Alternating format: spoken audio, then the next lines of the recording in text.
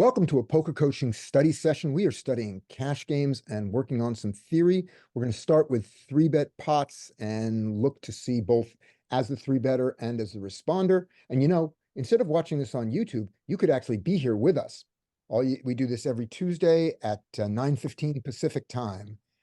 And to get there, go to this pokercoaching.com Discord. I think it's public, right? People can get here. It is. It's public. Here, we're the cash game study session. That's the good one. You'll also see here lists of tournament sessions, but tournaments are for, animals who don't value human life the way we do. All right. There we go. Okay. Before we Sarcasm get into filter this, on. before we get into the session, Yeah. From the button, we're going to be sitting with about 5.75 to 1 SPR. And a geometric sizing at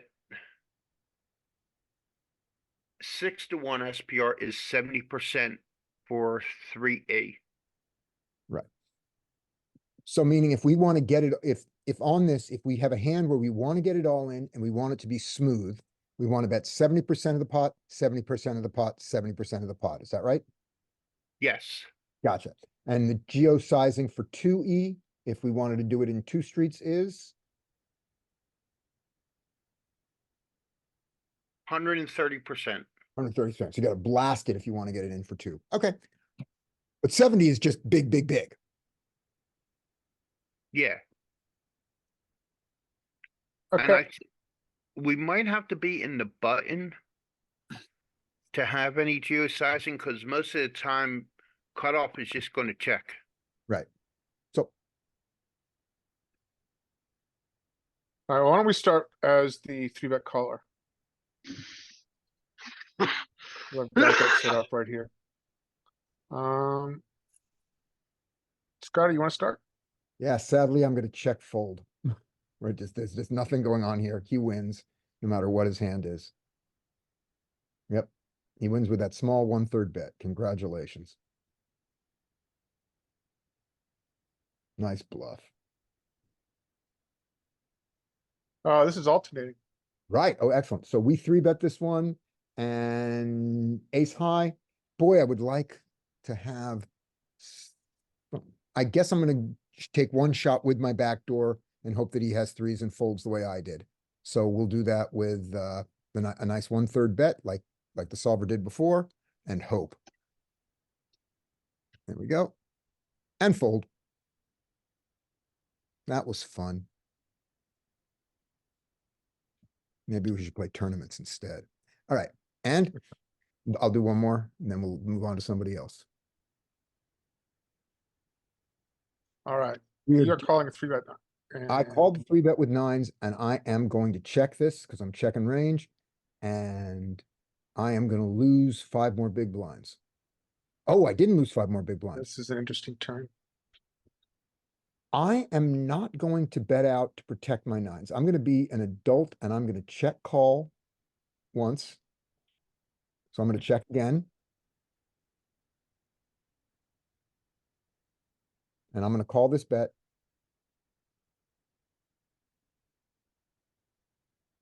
That's interesting. I didn't expect this. Yeah. I'm really surprised with that. All right. Even with that, you do it. Okay. Nice Now try, solver. Yeah, I'm never folding there. I'm never folding there. A 9's coming and I'm going to check. Boy, did I like my 3%. I feel good about it. Check. Oh, I hate you. Good enough. All right. Those are my 3. Like your line, like your plan. Yeah. The solver didn't Yeah, like that was solid. The solver wanted to just lose on the turn. Matthew, you want to give it a shot? One of those things when you look at solver, like the difference I think was 0.003. So yeah, not something to beat yourself up about. No, it had 3. Yeah. I had a 3% sliver, and I'd be proud to show that. I found the loser. All right. Matthew, you want to give it a shot or anybody else? Sure, I'll go. All right. 16. You go- are the three better. But do you have like marginal settings on or anything still? No. I- This is all hands. All hands I on would- deck, Joey. All hands that I could would- get here. I'm betting this small, so B33. If B25, or yeah, that's fine. B33.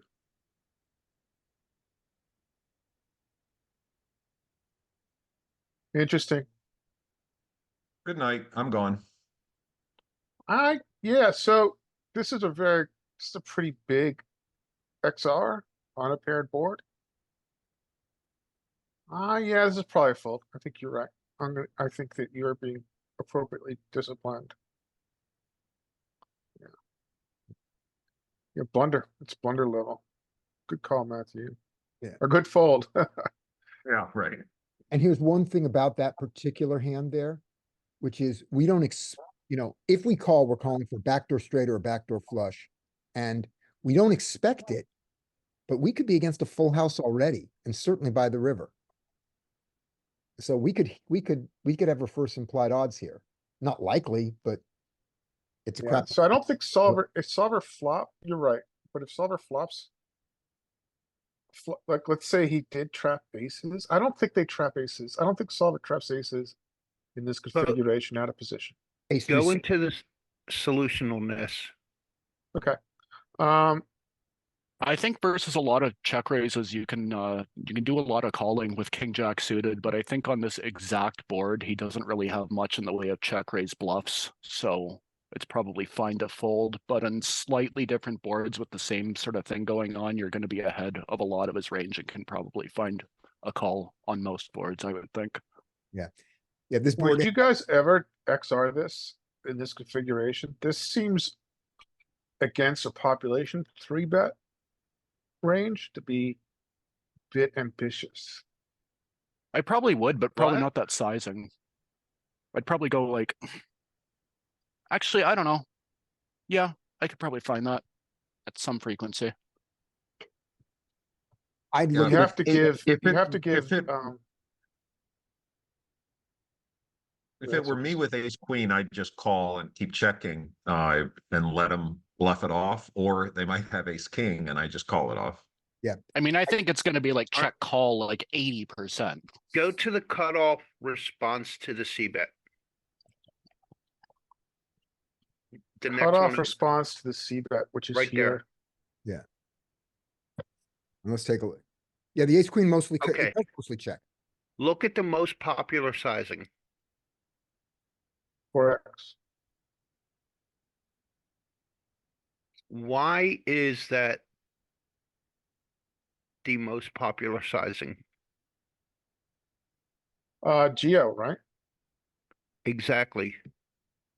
You're trying to set up a 3E to get in with your best hands. Yeah, and I guess it makes sense because in theory, this is the best ace X we have, right? So this is a super linear. Well, I guess it's not super linear because we do have bluffs down Well, here. the fives Look and at that fours are bluff. bluffs.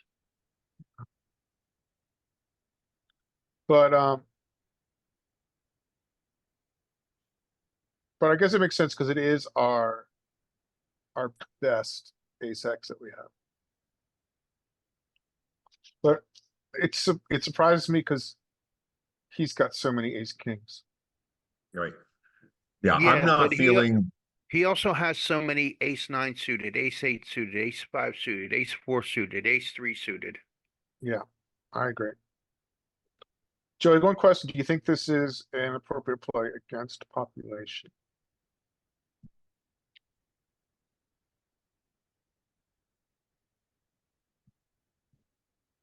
It think so. depends. Yeah.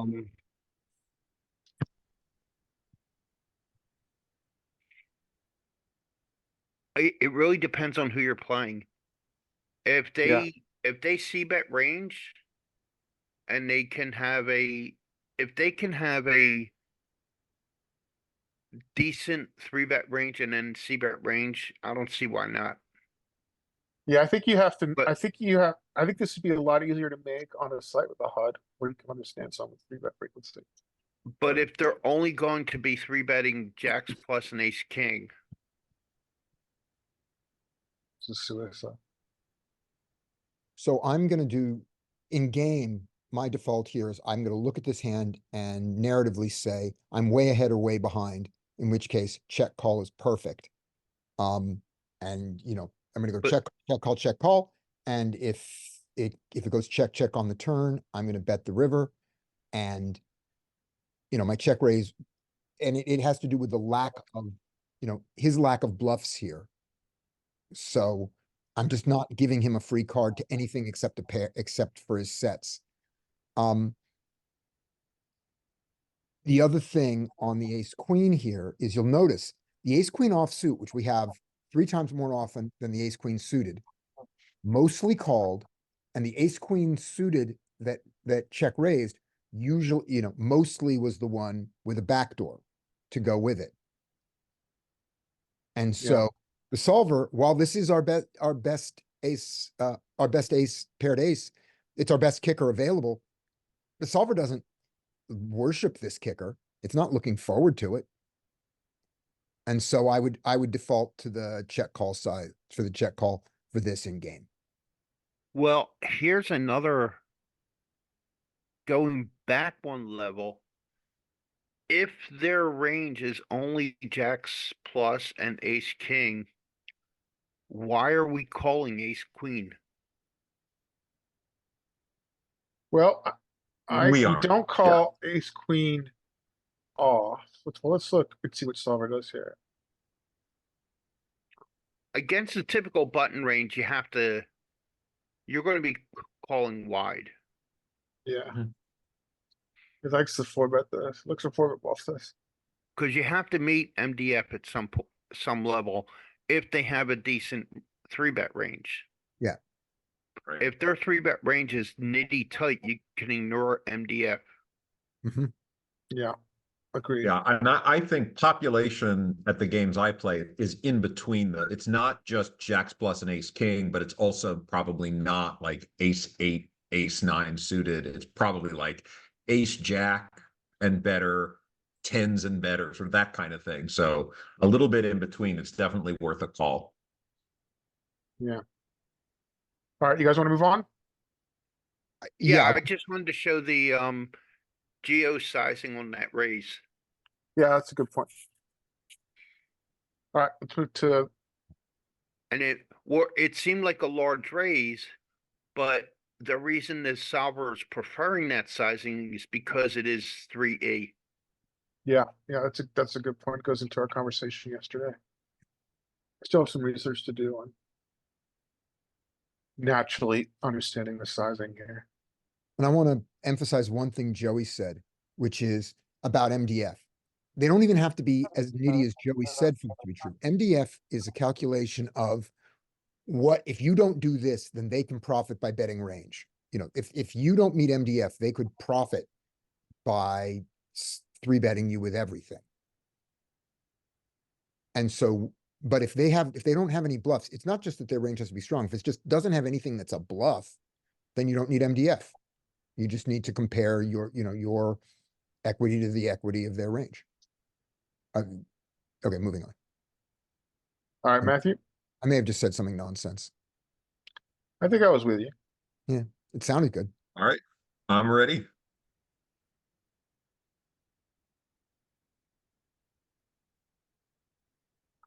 So you are gonna check here 'cause folding. you-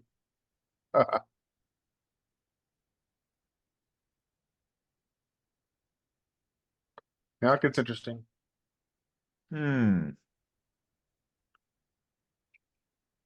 This is tough. I think I'm still gonna check. I think there's enough chance button was checking back an ace. Yeah, I think I'm gonna check call here. I think mean, that makes sense. I I mean, think I'm gonna probe. you're gonna pro. Yeah, I find this is a situation I often find confusing where you pick up equity on the turn, but you really don't know what's gonna happen. I also think there might be a situation where At least for me, when I'm looking at this, I'm trained to think about the 3-bet ranges that I see in game, which are going to be significantly tighter than what solver is 3-betting here. So I'm thinking of a more passive role than what the solver's gonna think. I like But a I think- mix. Yeah. Do any of you You guys could- check raise here? That's a good one. That's a good call. I mean, I think that for me, the ace I'd and find a check raise queen for are really sure. good for the 3-bet range. I mean, this board ultimately is probably pretty good for the 3-better. Yeah, I don't want to check raise because I could be running into a buzzsaw here. For sure. I mean, then you fold if they come over the top, obviously. Right, and that's horrible when you've got you've got the flush draw, so you don't want that. So I check call here. Yeah. But yeah, you No. get some XRs.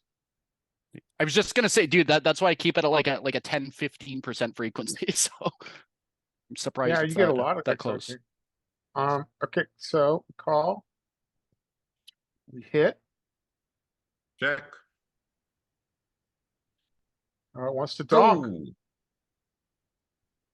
Well, yeah. I'm not finding this donk. Anybody else finding this donk? I No. am because he's marginally made there so often. So often has a queen, has pocket kings. You know, the hand that he didn't want to bet into the ace. And he's gonna check the river. He has so many river checks here. Yeah, same. You have to bet. I mean, you wouldn't want it to go check, check. That's the worst. Just kind of weird with the line that it took on previous streets, right? He's never calling this donk with this combo. No, I want was he bluffing? to focus on the turn. King 9 diamonds.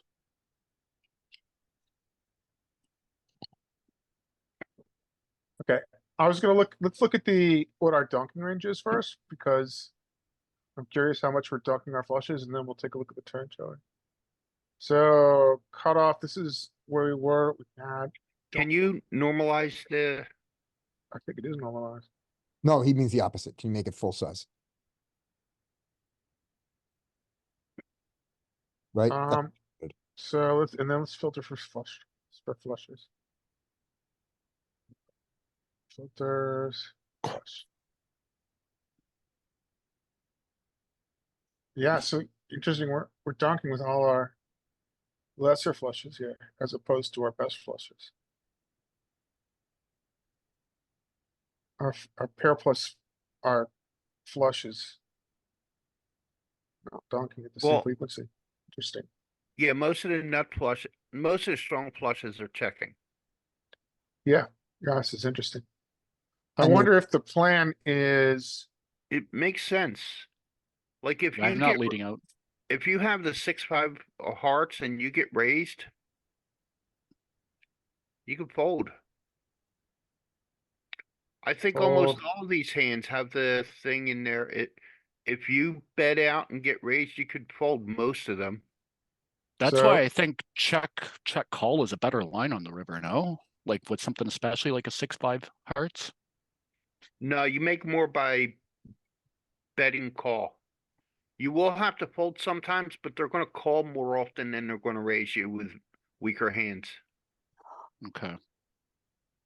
Also, this looks like if we small donk, we get shoved on. Solver does want to call its flushes. And it's Oh, I'd call it off for sure in that situation. and it's a no-brainer. Yeah, on an unpaired board, I think you have to call. Yeah. And just again, remember back to the pre-flop action, he's a 3-better and he checked the flop, which means he's gonna have real monsters that he was slow playing on the flop. But you beat all those monsters. You beat pocket aces, ace queen, Yep. all those. Yep. Yeah. Okay, what did you want to look at in the turn? Go back to the turn. This is a lesson time. All right. And in position or out of position? The cutoff on the turn. Okay, look at the sizing.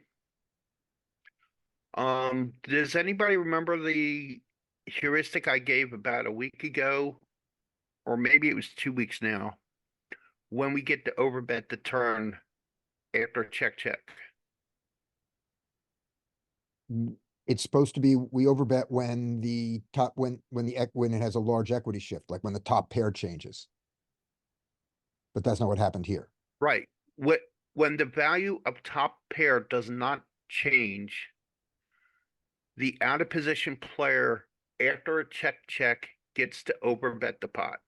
Oh, it's the in position who needs the change. Yes. Gotcha. Out of position with no change, because what the story you're telling is that you had a strong hand, you're going to check raise, but since they checked, now you're just going to put in big value. Right. So let's, When- yeah, when so you're- that makes, oh, that's go a- ahead, When you're sorry. the in position player and you check the flop, now a card that changes the value of top pair, you can now represent, because like I didn't bet the flop because this, but this new card gives me value. Right. That's easy to remember. Now, what is 2E for a 6-1 pot? I think that's like 2/3, 2/3. No, 130%, Oh, right, sorry, I thought you said 3E, yeah, 2E, sorry. 2E. And so we're at 5.75, so the 20.6 is 2E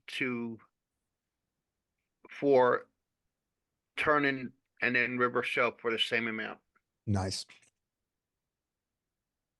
Cool. Now these 2E and 3Es that we're finding so much in the 3-bet pot, we are not going to find these in a single raised pot because the 2E and 3E would be 200% and 200%, you know. Yeah, it'd be the like that. the Yeah, SPR is going to be too high right. But for here, the most part. approaching it, since we're approaching it, that's why we hone in on it. That's really, Unless, well, it does change when you get a chance to check raise Yeah, at yeah. some point.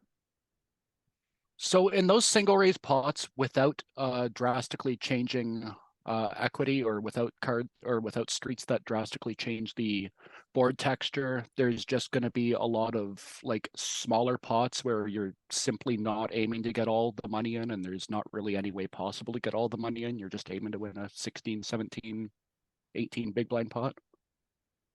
SRP. Yeah, for the most part, that's going to end up how it works. Like sometimes you're going to flop the nuts and you want to build a pot, but with a high SPR, you're depending on your opponent helping you build that pot. Mm-hmm. You can't do it on your own. You need them to put in at least a bet so you can check raise, so you can raise their bet, or that you bet and they raise you. Okay. And that's just not going to happen a lot of the time, especially in a single raise pot then. Yeah. Okay. I mean, and a way to just conceptualize that is imagine instead like you're 500 blinds deep. You're not going to bet 300% pot, you know, three times in a row. So Yeah, that's think of it, fair. that's just a good way to realize, okay, sometimes it's just not realistic to do geo bet sizing. Sure. Hey, Larry. and on Yeah. this hand, oh, you go. Check. So yeah, if let's explore this because this 9-7 suited here is one of these hands that we could potentially take this line with. If you roll over 9-7 suited, then our hearts is one of these that can do this geometric bet sizing here, and we get, you know, a brick river. Let's say. I just want to see how that follows up. Okay, so so we're on turn. We Yeah, overbet, so- right? Yeah, so do the overbet and call.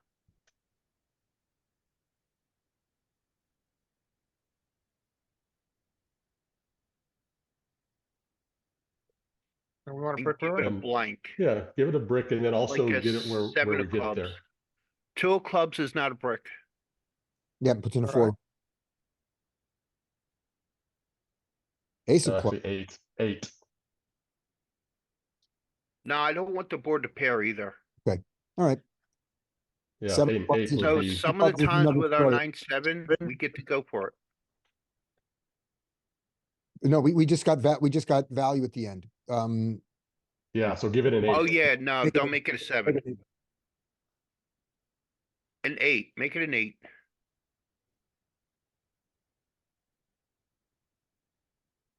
There we go.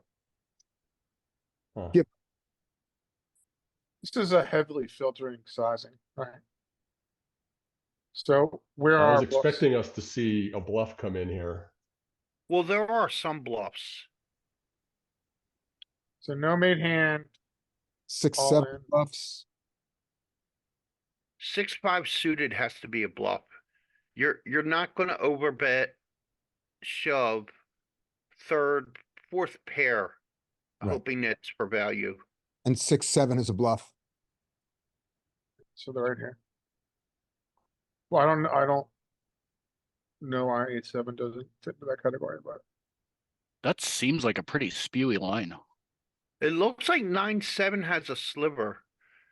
Do yeah, the, it's not, it's very low frequency. do full range again. Nope. I 9, mean, it's lit up. Oh, there is a very, if you look very close, there is a very, very, very little part of purple. oh God. Roll over 9-7. I can see it. I can verify. Oh, it's from the suits that you don't normally have here. So the 1% of the time 9-7. you have diamonds or clubs, you shove. Right. Okay, that,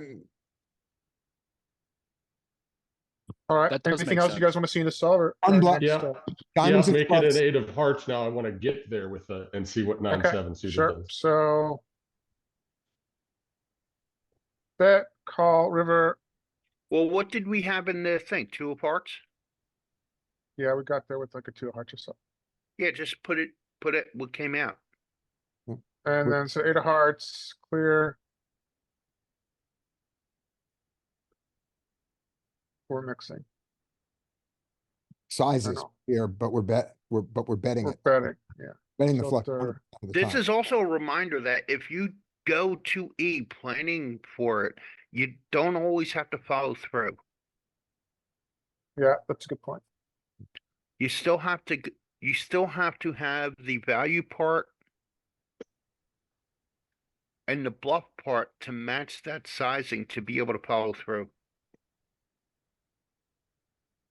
So our threshold to value bet here is 2 pair. Alright, And uh, on go our ahead. on an original line, when we had the 2 of hearts and we did the check and he checked behind, when we checked there, my intent was to check raise jam with my flush. That's what I was trying to do against his aces, against his pocket aces. Which is why the idea of we could be flush over flush, it's like, yeah, we could, but I'm going broke flush over flush. If I bet it and he raises Yep. it, I'm not folding the flush. If I check raise all in, you know, I've walked into the buzzsaw myself. I'm just gonna lose all my money flush over flush here. That seems to be the right way to play the hand. Because even do I this. agree. Bet out your 9-7 smaller and get raised in this one with the 8. So when you choose to do the red size and not the purple, Oh, if you go 61% and get raised, you can't fold here. right, exactly. That's Mhm. what I'm saying is all these are ways of trying to get paid by the flush. And when I get raised, I either win all his money or I go broke. One of the two. But I'm never folding the flush. That's what I'm assuming is the play. I Although, agree. yeah. Now, does a set fold ever? So, do the smaller bet, Larry, and let's get jammed on and see if we fold any of this. On I'm what? sure sets would fold. Yeah, right here on the Well, river. Bet, let's do our First of all, Yeah. clear, because I think he wants to see our whole range. Yeah. Yep. What? I want to All You right, bet wanna see like so- a, so if cut off B60s, 61. I want to bet the common size 61 that I do with a strong hand. So like pocket fives is And then we get shoved on. Get shoved on. We are Some shook with mix. our sets. Sets Yeah. are sets are That makes shoved, different. sense. and I think every flush calls, right? We don't fold a flush. Yeah, Yeah. Great. I can live with That that. makes sense. yeah, it's a pretty clear call. Yeah. Even against humans at that kind of EV. Nope. I mean, I'm not betting out with a set. I'm not betting that sizing with a set. But yeah. Okay, next one. Matthew, you want to do one more? You're doing them, right? Sure, yeah, I got one more. Haven't gone too far wrong yet. All right, you're the three better. B33.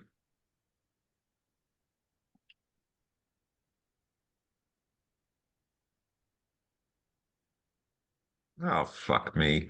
Call? The Savage Solver.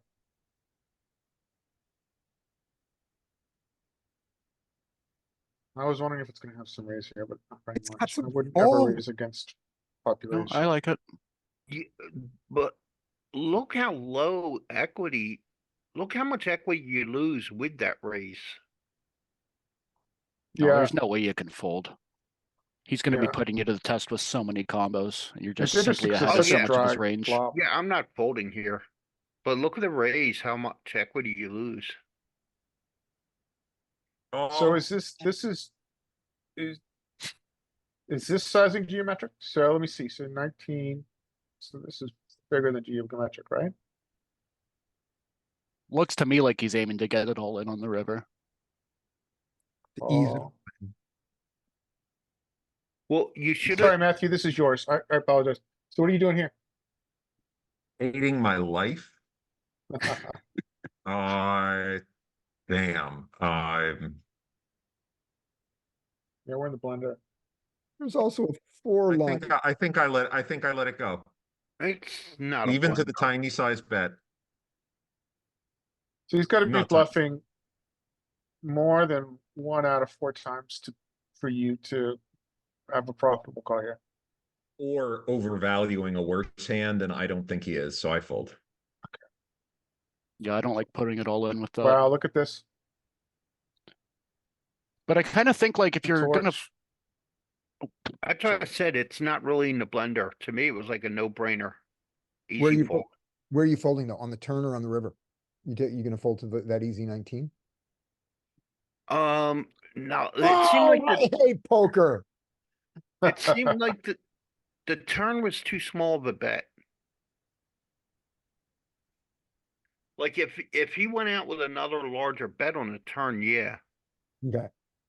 but well, the way that I think about that turn bet is he's aiming to get it all in on the river here. So like if you're committing to calling turn, you should be committing to calling river. I think it's No. acceptable to fold turn.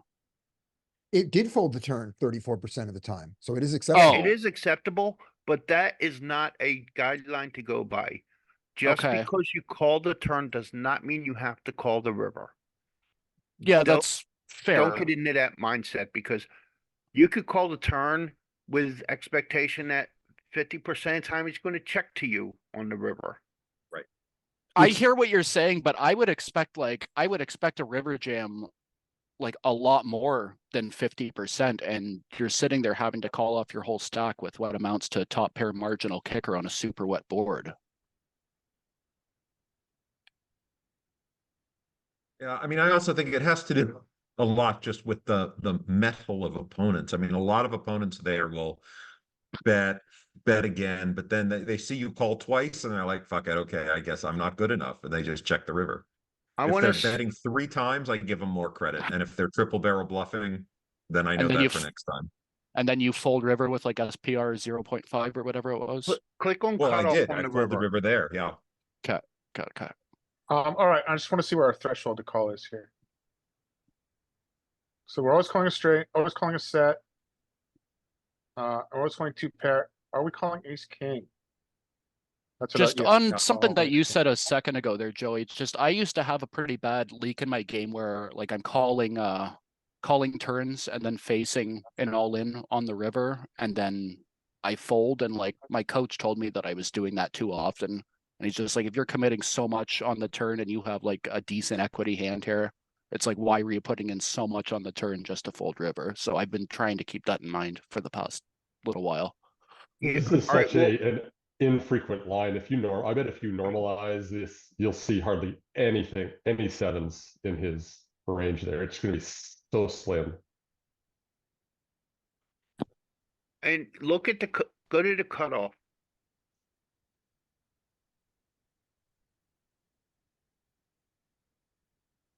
Oh, he Shove had in range. 0 checks. No filters. Change the card to see if that changes. Like Change make to it a 7? Broadway card. Yeah, make it a Broadway card.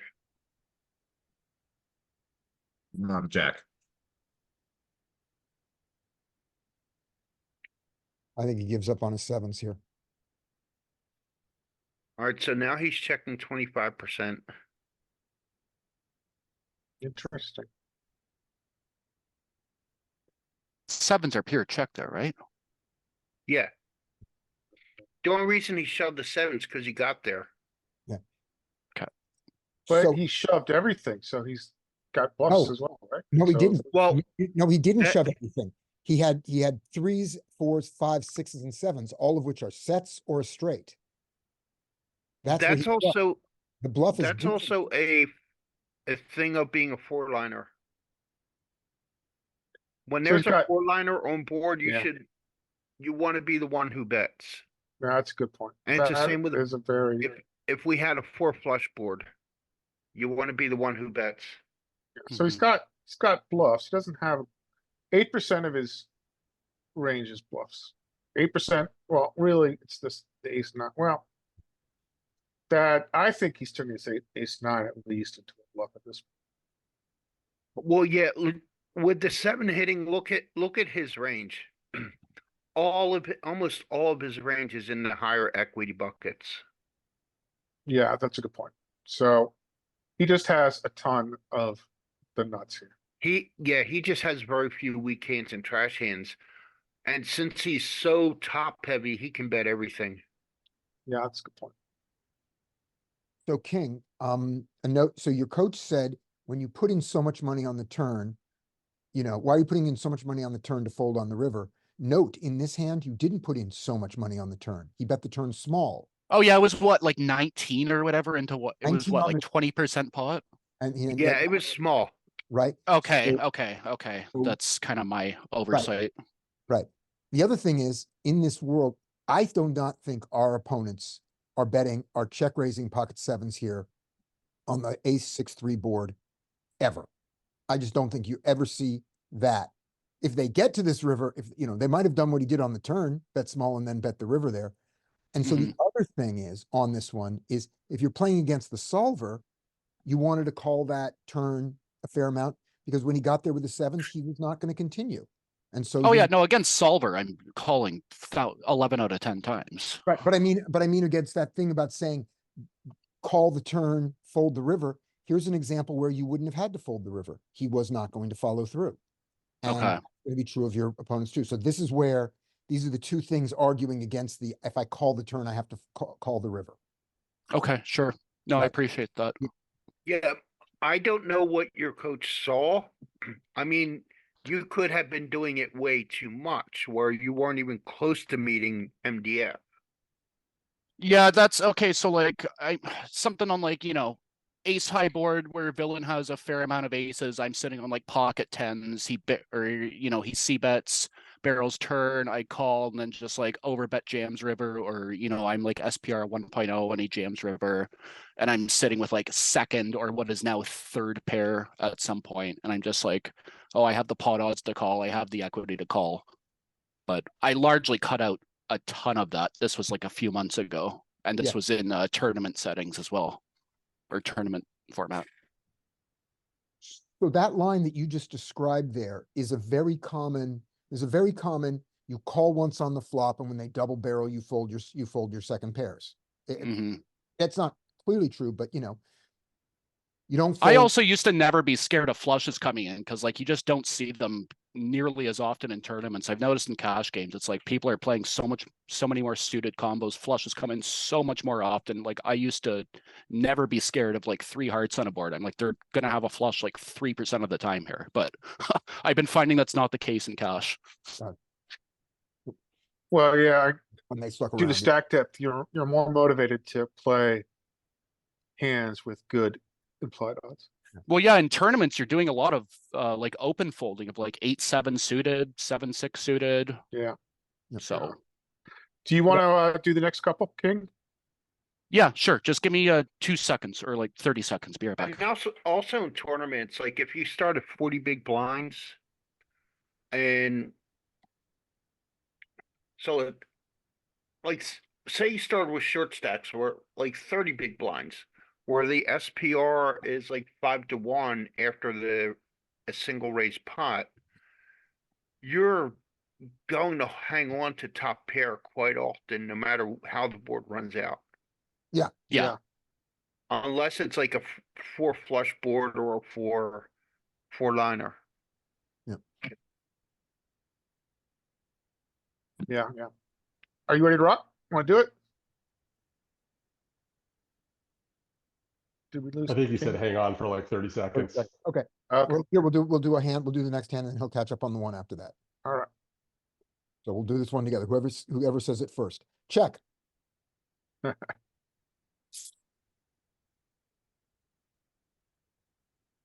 Oh, I wanted to hit the check raise there.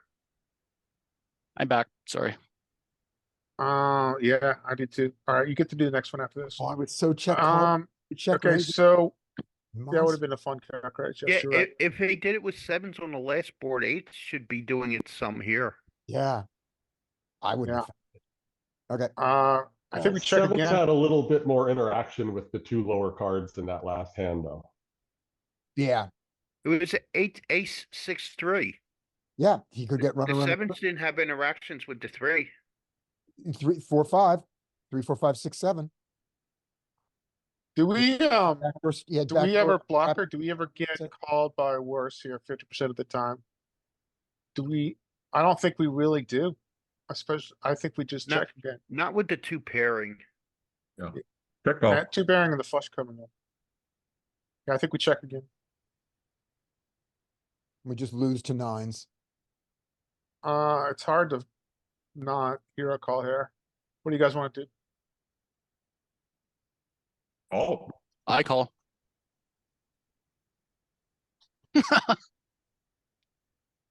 That didn't count as one of yours, King, because you weren't there at the beginning of it. That's fair. Yeah. But it's like, Yep. you look Good. at that sizing and it's just like, you kind of know what he's holding. Yep. Oh All shit, you're right. ahead here. Yeah, Never solver mind. didn't like it, but good call. All right. Yeah. This is your first real one, King. Go All ahead. right, all right, piano god, give us a masterful performance here. You are 3-betting jacks. Yeah, continue here. Does the low paired board make me size up, or I think it would make me size up? Okay, third. 33%.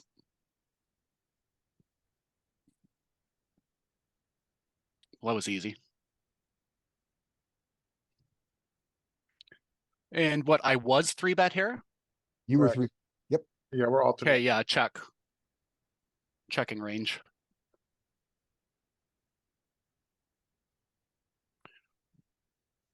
An ace on 4-4. It seems like there's something wrong with the setup because we haven't had a premium hand yet. I kind of like a slightly larger sizing here, 12.4, 75% pot. I think we just had a spot kind of like that. Do you want to? Okay, so let's probe. No, he wanted to go. Yeah, no, I was larger. gonna go large here. I normally probe smaller, Be- but I think the before you spot do, is why do hit you the want to button go yet. large? so 3-bet pot, he misses his C-bet. He's gonna be betting most of his aces here. And I'm not holding a spade and I'm not holding any straight blockers, so I kind of want to charge his draws. I don't really want to give him a good price to call with his drawing combos. And I would think that he would be betting an ace. It probably makes more sense to probe small. My first instinct was to bet large, though. What was, remember the heuristic I said about 20 minutes ago? For the geosizing? No, for when out of position gets to bet large. Oh, yeah, that was when what, four to a straight or 4 to a flush come in? When a turn card comes that changes the value of top pair. We Mhm. don't go large. Oh, okay. Joey, how much in this case, where the four, neither of us should have any fours. We have, It would seem less true than usual. It's not like, say, a five really Well, that changes is values. true. It has to be hand in range. But we have ace four suited. It a little bit, and I think we have 5-4 suited. we have ace four suited and 5-4 suited more than he does. So here, he checks, let's just go see real quick. Equity, so in position has higher equity after he checks, goes, the four comes. Look at our nut advantage.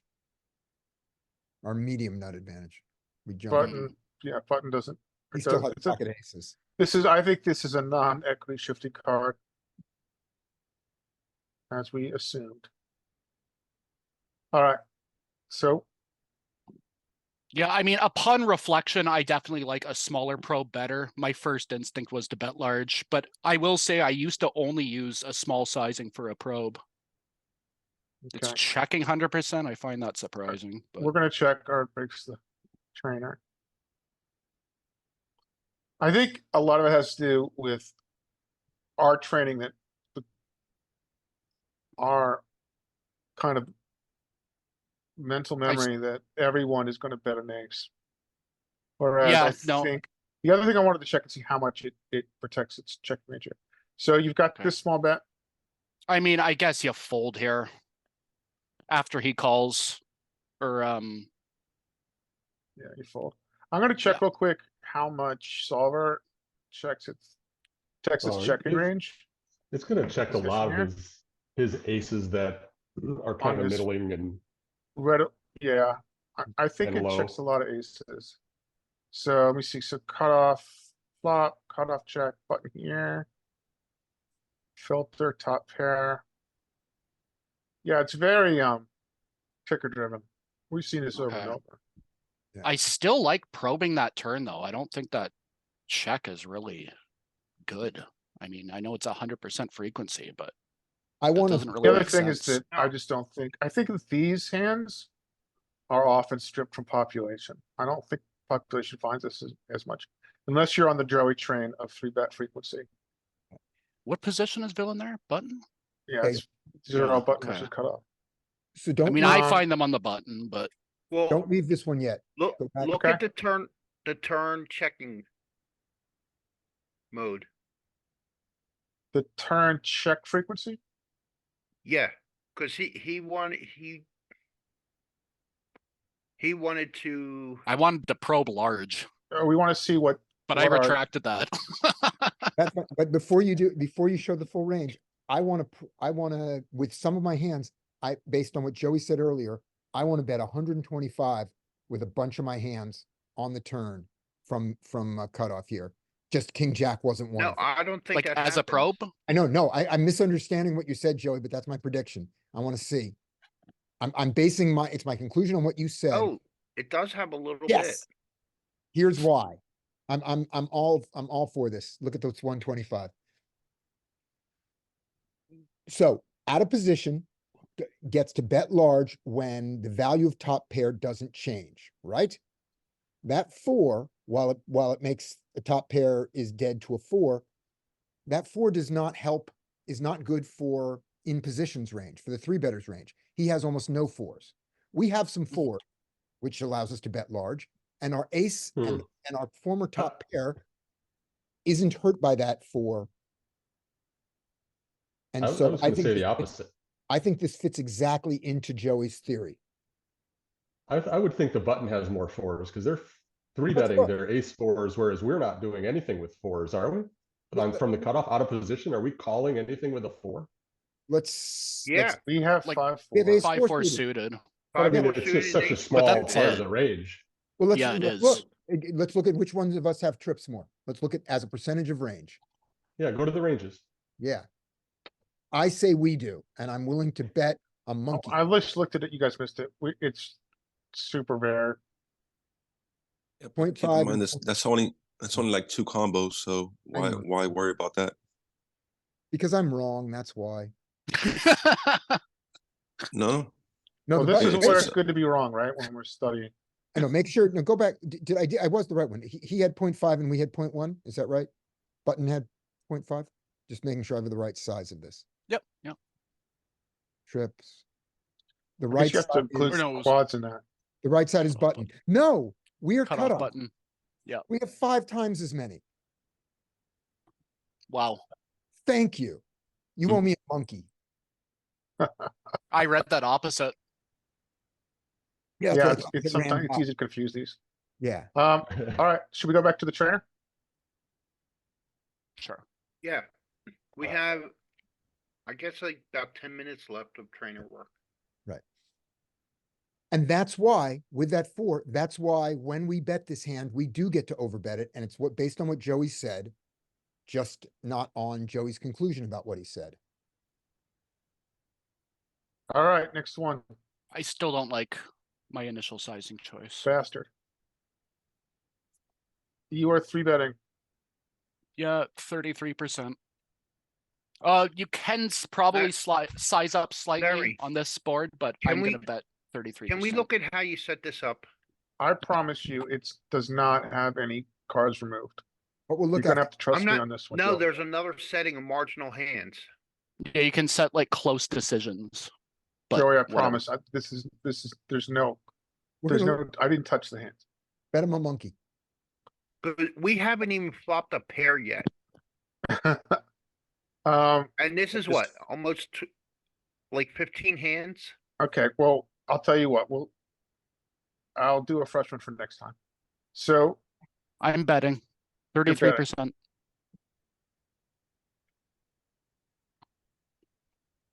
I was gonna say I could size up slightly. I might go up to like 42% in game. so he calls, you get 2. Call, check, call. Now, yeah, I'm gonna barrel. Okay, so you're Definitely gonna, gonna barrel. So I'm gonna go 1 second here. Let me figure it out. 20, 50, 75, 80, 70, 60. It's either gonna be 75 or 125, 876, 2, 3, 4, 5. Does 75 get you like SPR 1.0 on the river? 20 big blinds? Yeah, 75%. It might be the 125. so I think, yeah, you're in the right. Yeah, okay. It was one of the two. I was just trying to You're in the right. keep it ballpark. reasonable SPR. Oh, this is. I always think that SPR 0.5 is too small, or it's just like they're always priced into call with like everything. So I try to avoid that, try to have bigger SPR. And so he calls twice. You're holding 1 spade, ace, 2, 3. It's kind of a miserable spot here. Just let me think half a second here. Ace. Giving up with SPR 1.0, it sucks. He's calling twice. Does he call the jam?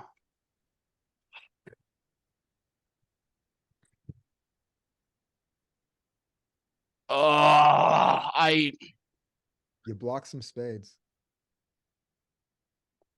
I suppose I jam because I used to check the spot a lot and I was just getting run over. But he snap calls with so many W lead play, combos. WP, sir, WP. Do we get Okay. it? Do we get the snap fold? We do. Okay. Without the queen of spades, I don't know if I have the balls to pull the trigger there. Should I we don't look at think our king we're queens real supposed quick here? I don't think you're supposed to pull the trigger unless you have a spade. Okay. Yeah, let's okay. look. Okay. Let's look at our, That's how it decides. let's look and see if we get here. We probably don't get here with this many king queens, but check, all in here. So this is the node we're curious Now, about. this is why I started playing stakes that like I actually have the bankroll to play, so I can fire these triple barrels and not worry about it when I run into it. So it prefers to have the queen of spades, but it doesn't Acquire it. require it. Yes, thank you. I'm a bit slow today. You're right. Doesn't require it. What about here? Going for it. Yeah, it's fine for a triple Let's barrel. just look at this real quick. So I trash mean, against hands, GTO opponent, he's going to be folding his all in. weaker ace-x. So trash hands Which you here, trash unblock. hands here. So we really want the queen of spades here Jack of spades also. more. Yeah, okay, cool. And by the way, on All the right, like one or two more, and then we'll move on to the next subject at hand. question. We were just as happy with the king of spades as the queen of spades, right? We just needed a spade. Is that true? That would be my thinking. Yeah, I think that was what I saw as well. I would be indifferent versus with king queen spade or king spade queen heart or king heart queen spade. So Right. Okay, so I was 3-bet here. Yeah, Okay, you were checking range. 3-bet.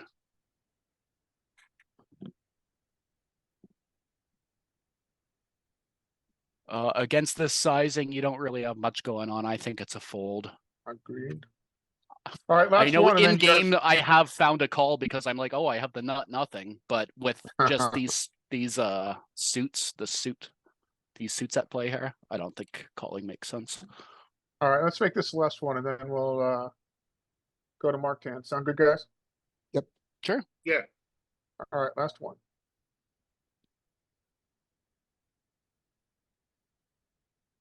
There's a top pair for you. That's Alright. small. If anything, I would size down slightly on this board, maybe like 28% pot, but 33 for sure. Do you ever check? Look at this. So you're at the top. You know he doesn't have ace king. In position, I hate checking here. I hate a this check on this configuration? spot. How much? So this is something we see in Zoller, and I bet it's something I know I don't check. I don't protect my checking range. How often are you guys going to protect your checking range here? On Against regs, I will do it quite often. Like not often, but I mean probably in like the 30% type Yeah. frequency. I do it. Dude, I do it a lot with top this pair, is- like a good kicker. But it's only against regs. Like guys that I know will see that and kind of hop on the turn and So this is the other question. For folks who can play on a site with HUDs, are you ever looking at aggression factor when you decide to check range it? yes. Okay, so Joe, you could play on a HUD site, right? You play on stars. I I mean, think I it- use my HUD very heavily on stars, but I wouldn't run into the spot too often. Yeah. I Yeah, do I would- use aggression factor, or I do check Um, that menu. Yeah, it's Yeah, I what think I aggression. reference quite a bit. I'm trying to think of any reason to. Would we ever want to protect our range against weaker if- players? If I'm checking with a value combo here, I want a stronger value combo. I want like ace-6 to check, like as a trap. Yeah, I think that's very common that we want to have more than 2 pair plus. And I think I would do it more if I had the queen of spades too. Well, I'd rather bet with 2 pair. Because if we bet, say we bet with this and get raised on the flop, and then they keep barreling, I might start considering to fold this by the river. Oh, I agree. But 100%. If you bet 2 pair and they raise you and barrel, that's an easier call once you get to the river, depending on the run out. Yeah, no, I agree with that too. I guess the argument for obviously if It's you a have mix ace for suited sure. here You're going to be doing both at some frequency for sure. is Yeah. that, yeah, you feel pretty impervious. You feel more Yeah. impervious if he Yeah. starts to barrel. If you now invite a barrel and he obliges you, you're not as comfortable. Now with this ace queen combo, I do a lot of c betting. Get a call, goes to the turn. A lot of turns I will check and then call river when he So leads you on the like- river. So you do often use the old school stop and go strat, right? Sorry, what strat? Bet, I check, think it's bet. called the stop and go. Yeah, I'm not familiar with that No, that's terminology. not stop and go. Well, what would you call that then?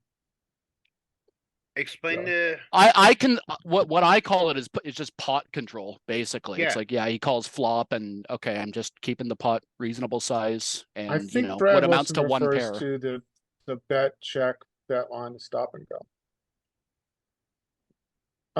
what I learned is the stop and go is an MTT term. Say you're in the big blind with a short stack.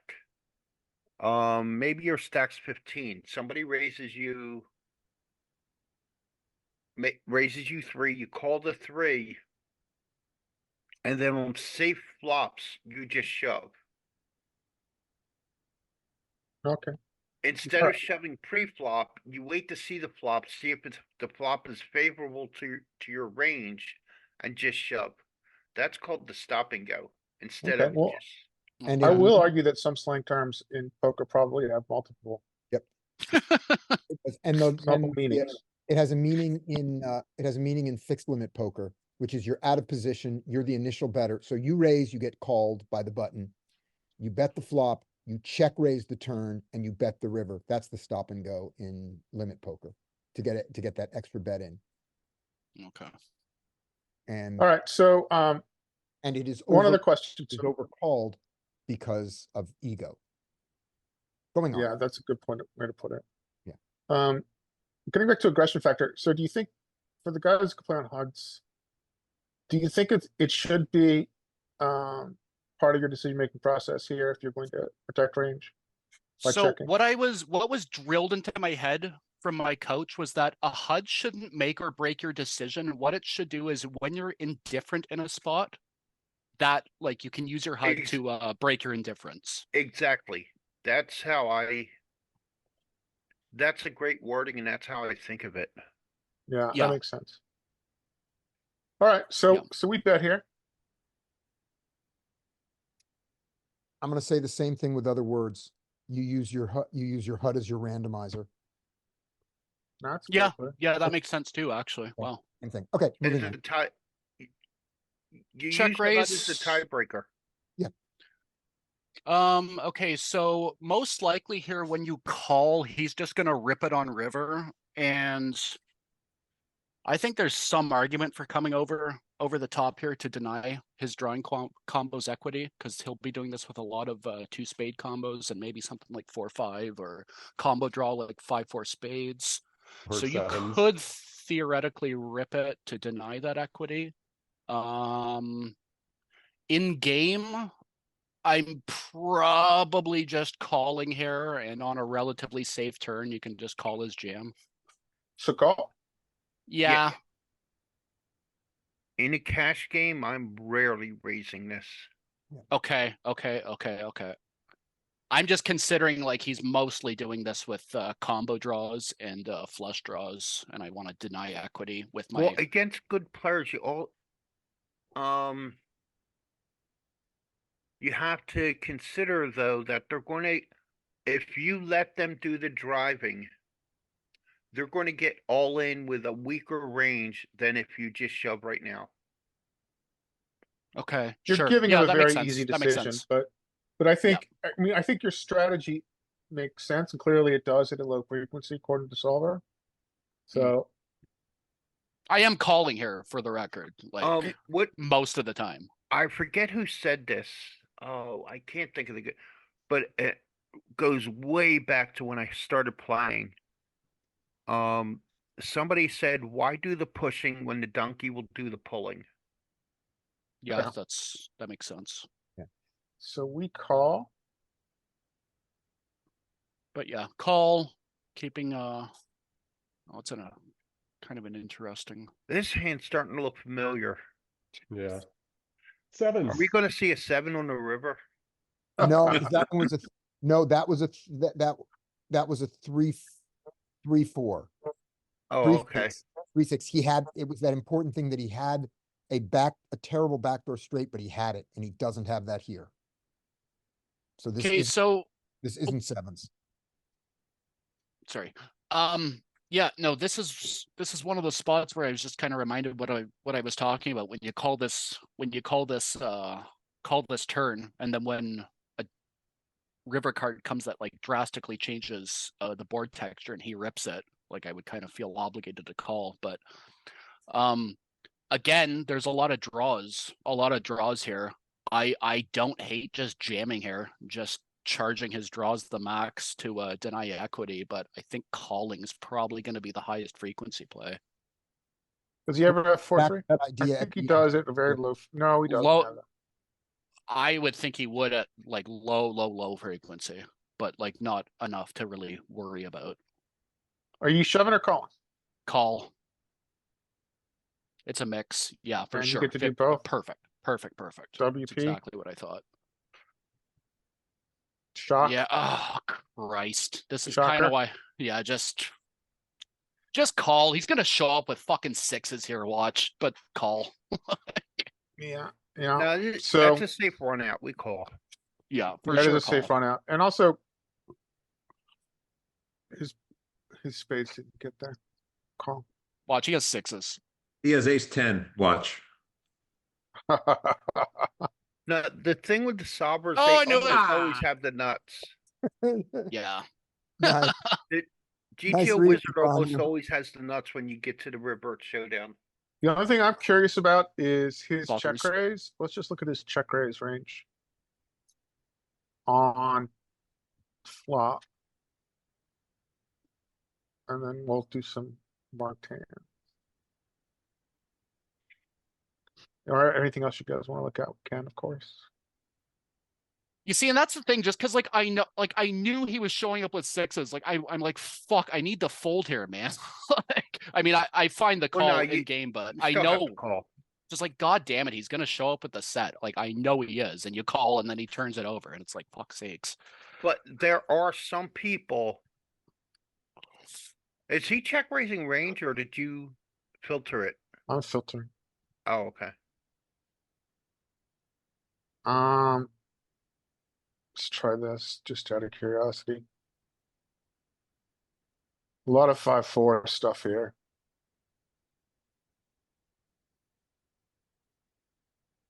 Fours. And then this huge tranche of value. I wonder if we can, let's see what his bluff to value ratio.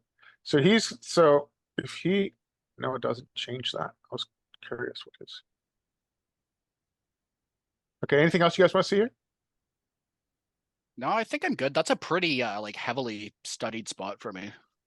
I want to repeat one thing from weeks and weeks ago, which is on this river, he usually shows you 6-6 deuce, his ace deuce suited that he called with, something like that. Mhm. Whatever. He shows you the hand that beats you most of the time. That doesn't mean you shouldn't call. Because remember, you don't have to win half the time to win money on that bet. Yeah, Just I agree. I hear you. Yeah, so it feels wrong. It will feel more wrong than your wallet. Okay. It's just I hate making those where it's like I know what he has here, and I'm calling with something that calls at 100% frequency, but Right. take my money. You know, But- like, You also have to find that there are people you definitely don't want to be calling Mhm. that river with. After they check rate, there's a population that plays Mhm. where they check raise the flop and then keep barreling. They only have the nuts. I You hear, have I to hear you. fold to them. Yeah, I have a few of those guys tagged where if I was playing this against one of my like light blue tags, I would definitely fold river. But those are like, 9, 11% VPEP guys that only put it in with the nuts. but it's a small field, so I tend to have those guys tagged pretty handily. Notice he's never bluffing his front door draws here. Right, so we need to fold to people who are not just never bluffing, but who are not bluffing enough, because if they are bluffing one combo fewer than they should, you make money by folding 100% of the time to them. No, But- not Okay. with ace queen. Okay, no, but I was gonna say that's what I mean, but that's only true when you have a true bluff catcher and you don't beat any of what they think is their value range. Right. If you beat some of what they will be betting in their mind for value, even though they're under bluffing, then you can't, then your folds have to go way, way down. And this is Matt's hand? Yeah, when you guys are ready to move on, shall we move on? This Yeah. may. So Skate, the we need some setup, hands from you, man. You always got hands. What's up? Sorry, I Matthew, haven't go been ahead. playing cash. I got hands. Sorry, Matthew, I interrupted. Go ahead. all right, so just a couple of things. First, this is the correct chip amount for the small blind in game, because we both had really big stacks. I thought he was a little bit deeper, which may affect a thing or two. I thought he was like maybe 1,050, because they were all $5 chips, and I didn't ask for a count because I didn't want him knowing I was eyeing full stacks. This is, you're playing like, hustle casino level blinds here. Yeah, it Um, was a good session, and yeah, I, so I how long have you joked been about playing at my this bad point? luck, and I can't do that ever again, as you'll see in this hand. How long have you been playing at this point? I think about it like an hour and a half in the session. The small blind is a really good player. The raise that I 3-bet is too big, but not abnormal. It doesn't suggest anything. People raise 5x sometimes, so you'll see. But, what's the big blind buying level for this game? It's $300 to $500 buy-in. It's 5-5. So what is it, Okay. 1-3? No, it's 5-5. 5-5. Oh, okay. Oh, it's We're right at there the- in the I'm an The idiot. Sorry. glorious Commerce Casino. Cool. At the commerce. 5-5. Get in. Good All right, God. you want to Should we do it? hit the All right. button? So, like I said, this raise is it's too much, but it's not abnormal. Doesn't suggest anything. Obviously, I'm 3-betting. So this is a little bit bigger than the standard for this game. Yeah, but not crazy. Cool. Are we Is gonna there have a a way flat to get a big behind? blind display on the chip amounts too? I see there's like stacks are displayed in big blinds, but the bets are in chips here. So it's a little twisted here. So I play in big it's- blinds. My caveman Well- brain has a difficult time with actual So chip this stacks. says 189 big blinds, 954 chips. But then it's reversed here. No, that's So it those says- are Oh, okay. No, that helps. That helps a lot. Okay, I'm good. Sweet. Thank And you. this is also a converter where people convert live hands to. So it's Okay. not easy. This converter is actually not that easy to flip around and all. Yeah, you've got to put some time in to put a hand in. Yeah, I, Okay, did, I I gotta just figure it entered out it by hand. Did I do something wrong? No, you're good. You're good. We're Okay. just talking about the player in Got it. general. It's just All me right, well, being a here shit comes- disturber. Boom. Ah, there we go. So his sizing seems appropriate. Am I correct about that? I like think it. so. Yeah, That would be my sizing for a 4-bet, roughly. Oh, always calling. You don't jam here? no, this is not always calling. Nobody's folding. Thinking about folding here. So what I'm are our jamming. options here? So I think in solver, to a cold 4 here. I don't I think that I think it's going to mix calling and folding. No jamming. Absolutely no jamming. I mean, No jam. That yeah, I mean, seems insane to me. full But caveat, I do not know how to play 1,000 big blinds deep. So We're just 200 big blinds deep. We're $1,000 deep. I was yeah, sorry. dude, I jam this 100% frequency. 100% frequency. No, in that's a jamming. No, that's a no way. mistake. That's an MTT thing. Yeah, If we- evidently. If we look Shit. at charts, we're folding this more than we're playing it, I believe. Wow. I would Dude, say it's these like, I mean, blow we my can look it mind. up, but I would bet it's exactly 50-50 or something so close. So But never it's- a jam. You're always going to a flop and playing post with this are we combo. are we mixing here at 100 big blinds and 200 big blinds? Uh, I think you can start mixing at 100, like maybe like a very low percentage, but like when you start talking about 200 plus, you got to be more disciplined. It's got to be like ace king suited, kings plus, something like this. I don't see how you can fold when that 4-bet's going to be so many combos of ace king, ace queen suited, tens, jacks. Yeah, look, it's No, folding. that 4-bet isn't that wide. A Okay. cold 4-bet from the big blind is super tight. Is he It's like big blind? aces, kings, and ace king. Oh wow, There shit. you go. Look. Yeah. He's the small blind, right? Not the big blind. Just making sure that I chose the right one. Is that- I Dude. He's got to be a believe monster he was for it. small blind, but I'm not 100. He was in the blinds. I have to say, I But- don't 100% remember which That's one it fine. was. Yeah, I As think it was small reported- blind. As reported, he was small blind. Okay. This is I G- just can't believe the cold small 4 blind. is this tight. Like well, ace 5 suited's in there. I'm like, I do this all day long with ace 5 suited, ace queen bluff. suited. I'll find it against certain opponents. Got bluffs.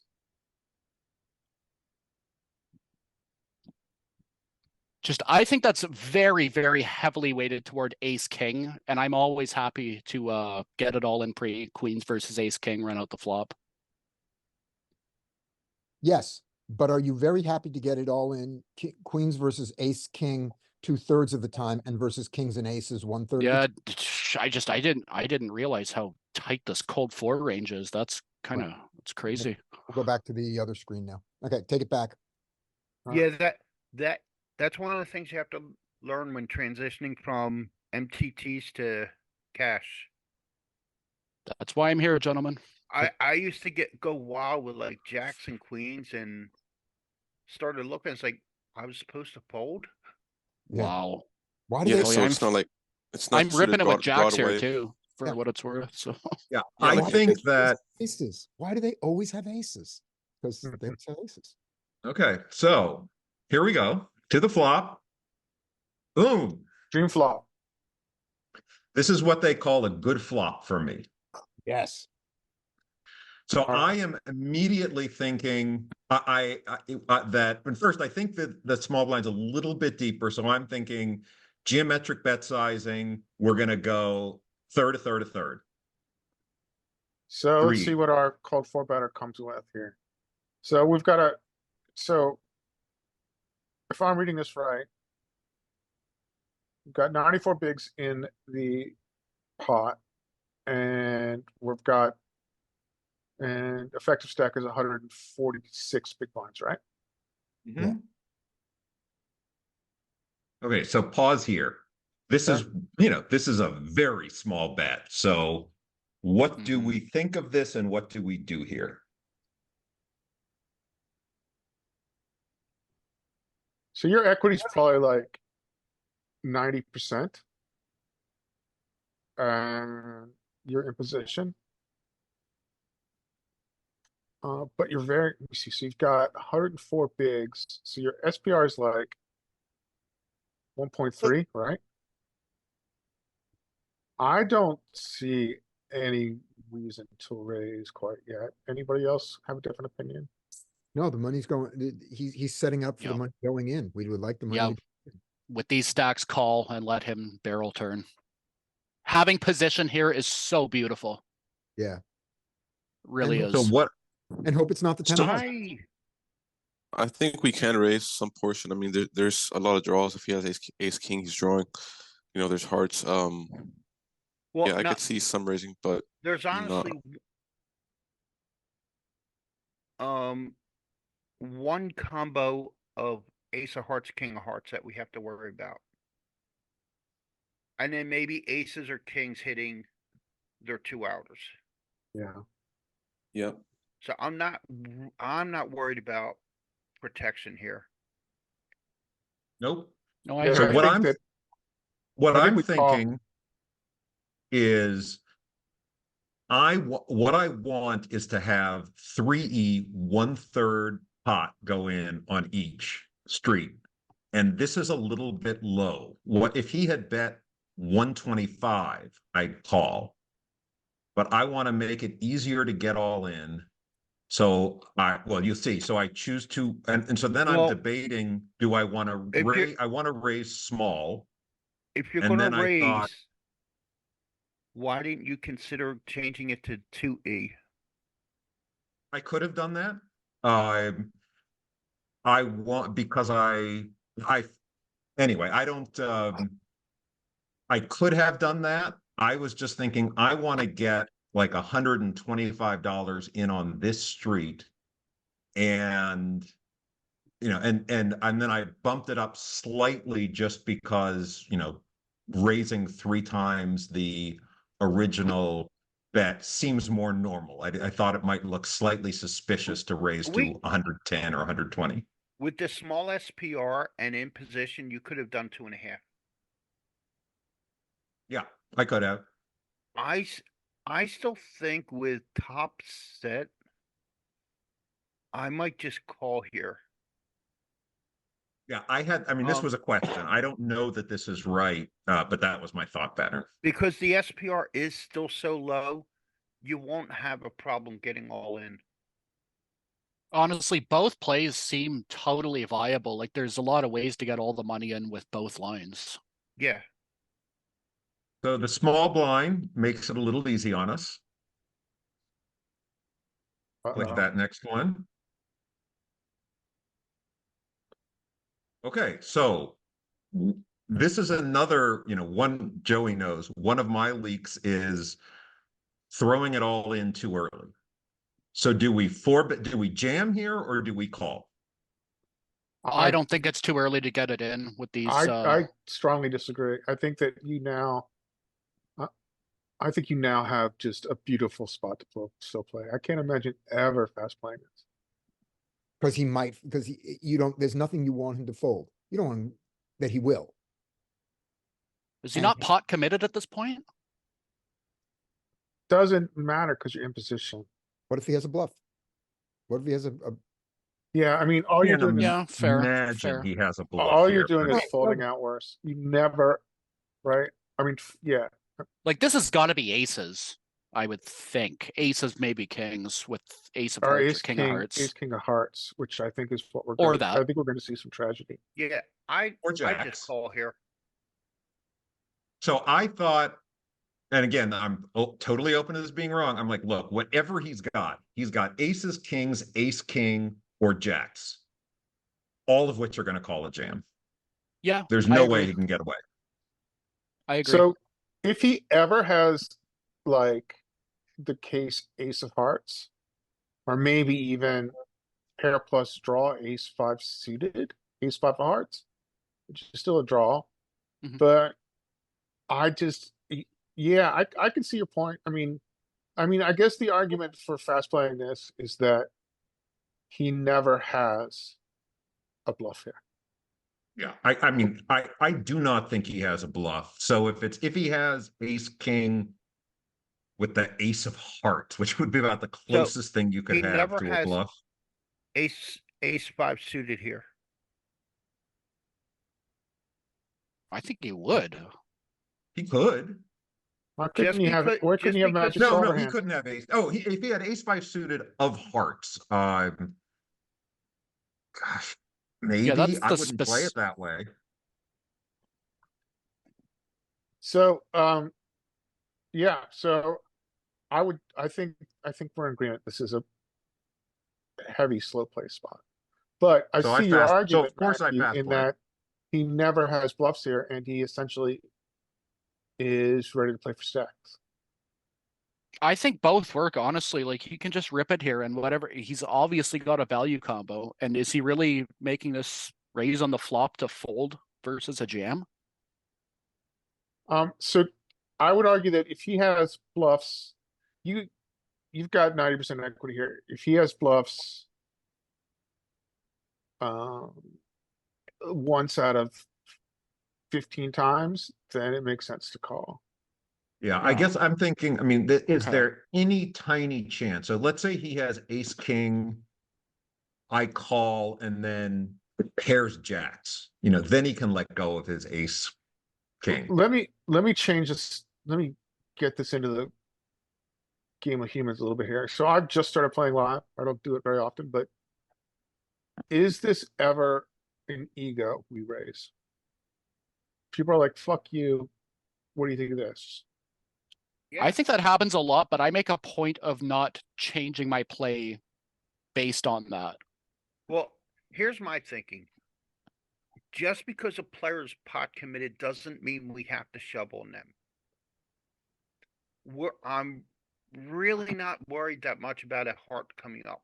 The SPR is so low. If a heart comes up, so be it. We go broke if they have Absolutely. it. Mhm. I just call because the SPR is going to be so low. He can easily shove on you on the turn and you're happy.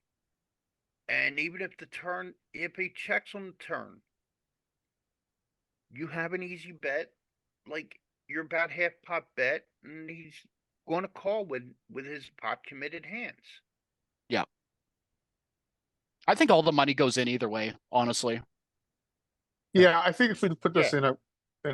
in PO, we would see both options It's available. So And to be It's fair, just- like, sorry. my belief and my thinking is that when we let the opponent drive the action, if he gets it all in with one more combo than he would have gotten in when we shoved, we make money. Sure. Here's another argument for the slow play. You're not the solver. You're in real life. You're really Matthew at the table. Do you have any 4-bet bluffs here? Do you? No, Okay. Probably If not. you have no bluffs, then you don't have any then you don't raise. but he That's doesn't have any reasonable. bluffs either. Right, but So both of us are, I think, but you're getting it in value versus value. Right. I mean, you don't care whether you get it in on the flop or the turn. You're getting it in. Right. But Yeah. the only reason you need to take your set like this is if you want it to protect some bluffs. If you have no bluffs, that argues for the call and not the raise. No, that makes It has sense. bluff here. The solver That's has, why position is so nice here too. So like, Yeah. did that you makes did you sense. have any particular reads on this player at this point? I mean, what was his state of mind? What was he was calm and a good player. He played a lot. He'd been talking about all the casinos he played in and all the places he had been a professional dealer. He was a good player. Yeah. Yeah. he might be Yeah, good. which means he Dude, that would push me towards calling more rather Yeah, than ripping it. I would call. Yeah. I agree. so if he's I a like good it. player, I think Joey, were you gonna say he might have some bluffs? Yeah. Yeah, I think if he's a good player, then you can give him some bluffs. The better Which- the player, the more can we agree, the better the player, the more balance they're gonna have in their game. Yeah, and that makes the argument for slow playing more because he's just gonna rip it on the turn after you call. And the math on this is very simple. If he gets in with just one combo more with him driving the action versus us driving the action, it's a call. And Yeah, if I like that equation. Yep. And if he folds pocket aces 5% more, 5% of the time, where he looks at it and he looks at you and he reads your soul and says, you don't have any bluffs here. Therefore, therefore aces are not good here. And he folds them. Then it's a loss. And if he's a good player, he may not want to get all in on the flop with one pair. The fact that you're willing to go broke. Moving on. You jam. Okay, so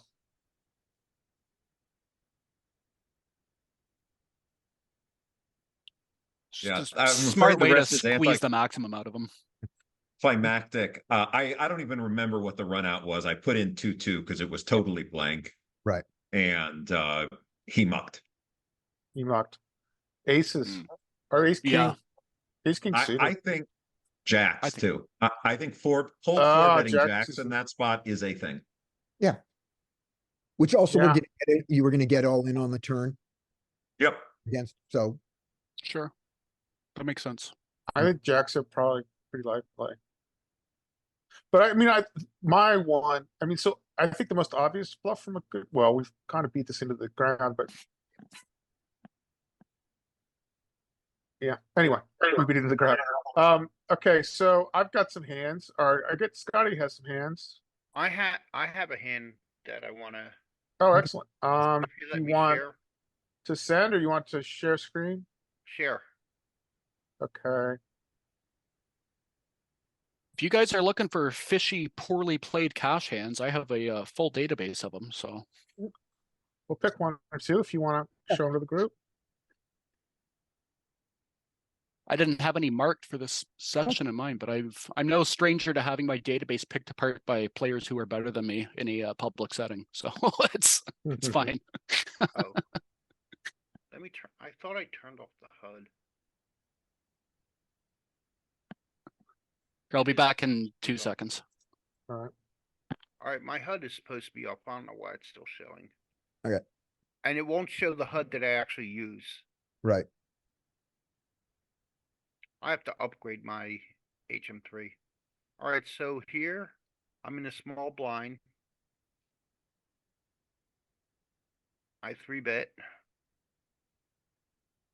9, 13, 14 and a half. I could have probably went a little bit larger. Okay. Maybe about 18, I think. Because they're large RFI size. Yeah, 9, 12. so 9, 12, 13 and a half. The half is already counted. And then 16 and I think 16 and a half. It's close.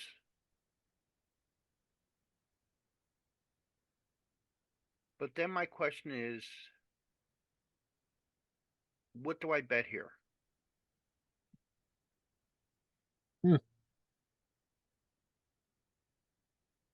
I think I Well- was thinking this should be more polarized. What do you think your equity is? Against his range?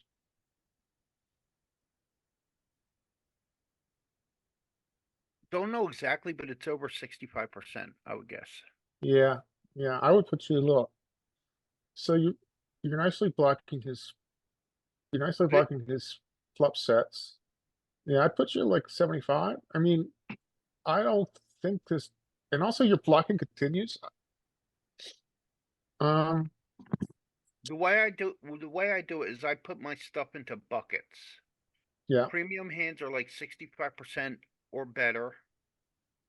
Marginal are somewhere between 45% and 64%. Draws are draws, whatever they have. And then the junk is usually lower than 30%. So this is clearly premium, Yeah. clearly 65 plus. So this is going to bet often. I just wasn't sure if I should go like 28 or if I should keep it at like 12. I went 22.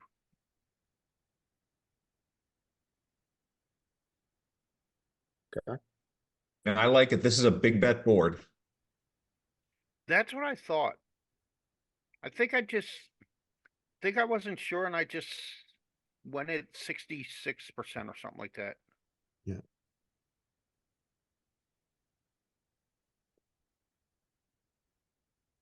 and does he insta fold? Oh, he folds. Do we want to look at this? I mean, do Yeah, we my have? question in the was middle, what bet sizing? I wasn't sure what bet sizing I have on this board. Okay. I bet solver gives you like pretty much any option. And I'm not sure if Jack Queen suited is a In your 3-bet cold four range or squeeze misconfiguration. range? Yeah, Well, we could look at it at 500. Do you want to look at it at 500 NL or break? Or you No, wanna this look wasn't at, 5, this is, 25 and all. It wasn't 500. No, I he's know, saying but we just so won't we can have any get that all in flats. there. So we We can won't get have any that flats here. all in. But we could give Oh, him a okay. flat in the button and then you squeeze. Do you wanna do that? Yeah, we could try that. Alright. Let me see if you're gonna have to stop sharing. I mean, that's not what they taught me in kindergarten. You're supposed to always share. Alright, let's look at pre-plot, let's do, yeah, it's good here. But you know me, I don't necessarily care if my 3 bets are on the chart or not. General 50. I like your 3-bet, Joey. I think that's a good hand to do it with. I'm just curious if Strategy. it would be, you could, because the raise came from early and the call came from early, if that would like affect, because we're going to call from the button here in the solver, I think. So that might, if you were thinking theoretically, Queen Jack might be too loose for an early call as opposed to a button call. But look by those HUD stats, he was a fish, so it probably doesn't matter. So yeah, you're definitely in here. Rock solid, Um, we bet. Go to the 150 and see if it's in there with the early. okay, we won't be able to solve it pre, but we can follow it post, but we will be able to. Oh yeah, let's do the post here. Okay. And so So he calls, so Under the- he raises, under the gun called and the other player folded.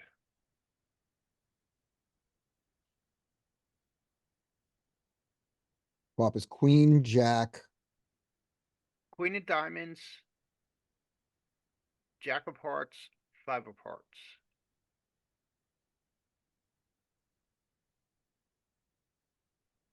Small bets.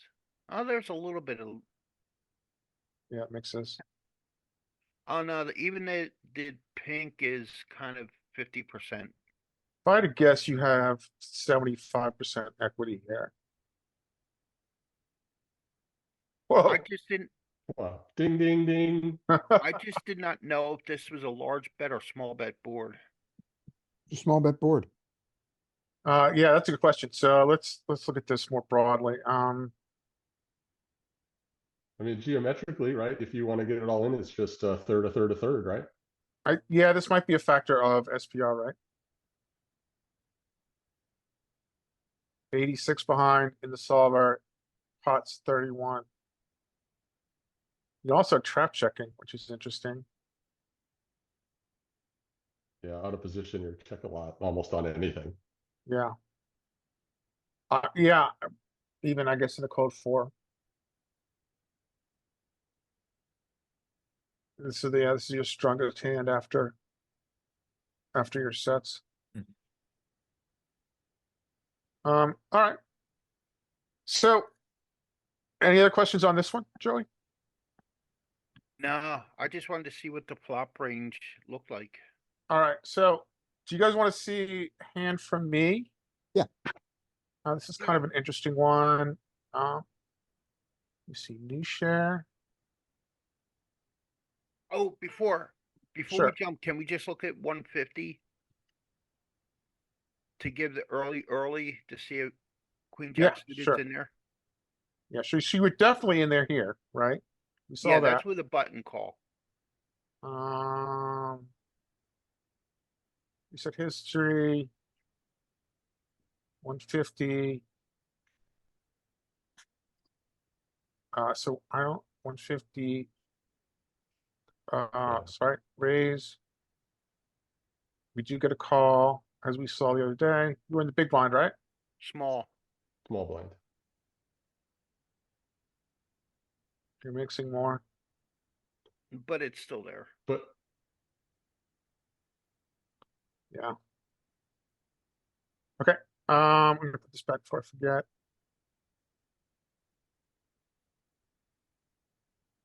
General NL50 PTO.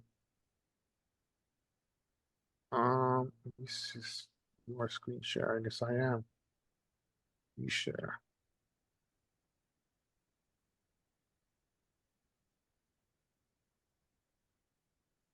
Doesn't show the application that I want to share.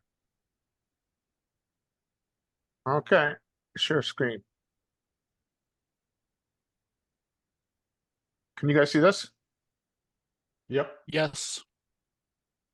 All right, so. So I three bet totally normal here. So I don't have a lot of hands on this guy, but he's pretty active.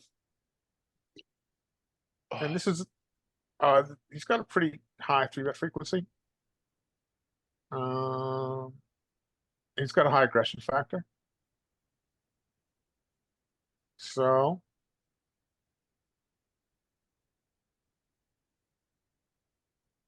We get hit with this oversized four bet. At about 114 bigs, well, I guess 100 bigs effective. Started at like 120. Yeah, we started at 120. What are you guys doing here? Call. I mean, I'm jamming, but I just learned how bad that is, so. No, in this situation, jamming wouldn't be as bad as the last situation that we were talking about. Jamming might be viable here, but Yeah. I would call probably. Yeah, Yeah, so I this is call. Four bet. I think there might be some, it's probably indifferent. Okay. There In might be some practice, fo- I know I'd be jamming. I don't But think we don't fold queens, I don't think. How many No. hands do you have on him? Low jack. cutoff. 153. Cause I'm in envy of his three bet frequency, so I'm not folding, even if there's folds. Yeah, he's an aggressive player, right? Aggression factor's 5. He's three betting a lot. And he's very active. I mean, he's way too active. So am I for that matter, but. Zero four bets though. No four, but not that big a sample size, right? He's only had 4 opportunities. Yeah. And So we decide- a cursory look at the solver is, this is 100% call with queens. No, Yeah, At we're not 100 folding though? here. We're not folding queens here. At 100 big blind, Scotty, or 150 or whatever. 100. That's what we're at. He's got, oh, wait a minute. You got 125 is what we started. I'll do it at 120, do it 150 also. Oh, no, that won't change it. That'll make Probably won't change jamming it at all. worse. Yeah, Yeah, that'll make jamming worse. yep. Even at 100, well, here's the difference. At 150, you have a little bit of raising, not much, but you have a little bit. And at 100, you just call. You know, you have no raises. You have Is no. there any Small folds? min click type raises or? The raise is, when you make the raise here, it's a raise to 53. Yeah, okay. That's at okay. 150 big blinds, right? Are 150. there any folds in either one? Nope. Okay, You got queens. You've been waiting all day for queens. You're gonna lose a lot of money with them. Queens equals aces. Question is, what order are you gonna lose the money in? So we get this flop. Yep. So I think his sizing is fine here. My wife's ace king just lost to aces while we were talking. Pain. Okay, going on. I think. So the only question for me here is. Still, so what's our SPR? SPR is approaching 1. It's like 0.8 or something. I don't think that we, well, what do you guys think? Well, I mean, so there is an argument to raise for protection, but against this, in this configuration, he should have a pretty tight 4-betting range. Yeah. I mean, I'm not folding. Nope. Call. Call and pray that there's no Yeah, ace or call. king that turns. Call. Yeah. 4, and then we get this. Now this is where it gets interesting. He checks. Rip it. Rip Yeah, it. now you jam. So Jam. I'm not sure about that, guys. So I think what's the motivation for shoving? I don't know, Well- stack size. You're right, though. Do you think bet small or just check? No, villains given up here. So I don't think You're better. So I don't think that we ever. I don't think we ever check. but I don't think that we jam either. Yeah. Villain Villain might call now the that you jam say with it, like an I'm- ace jack sort of a combo. I'm with you. Yeah, but he'll call that on the river. We'll get that money on the river. We only need one street to get it in. Do we want it to be the turn? Or do we want it to be the Now- river, give him one more chance to Are flex? you taking that approach just because this board is so dry and it's so difficult for any river card to change the texture or equity And it's drastically? a four bet, and that it's a four Yeah. bet pot. The combination of his tight range. Okay. Yeah, Okay. yeah, If I it- like a the 30, risk is- 35. You're risking 12% equity to his ace king. I know when I'm villain here, if I'm holding jack, I will have checks on this turn, just waiting for somebody to rip it in, because that's Yeah. like such a common thing, so. Yeah, But I that's think If you have- aces low. and kings may check here too. And they're gonna win a lot of money against me. I'm just on, this is to me 2E. Bet 33 here and follow through bet 33 on on an apparently blank Matt, river. Just the 2 way weeks- that I think, oh, sorry, go 2 ahead. weeks ago, do you even think before shoving it? 2 weeks ago, I would shove it, but now I have learned better from you and others. Yeah, like my thinking here for shoving, it's almost like a protection argument. Like most likely this villain's giving up with some sort of ace king offsuit, ace king suited. When you check and then you just let him get there, you let him realize full equity by seeing the river card. Yeah, I don't see there's any reason to check here. So we choose the, essentially, I think close to 2E. Yeah. Interesting. I like it. Yeah, I mean, we're trying to get value from ace king. He could have Ace. tens, he could have ace jack suited. He calls, and now we get this. Oh, fuck. I want to rip it on the turn, bro. You can feel better about your loss. Shit. Checks, he jams. I mean, No, I we think in bet. game, a lot of people do this with aces and kings. Probably very, very bad play, but I think that's actually what population is doing a lot. Think about our pot odds too.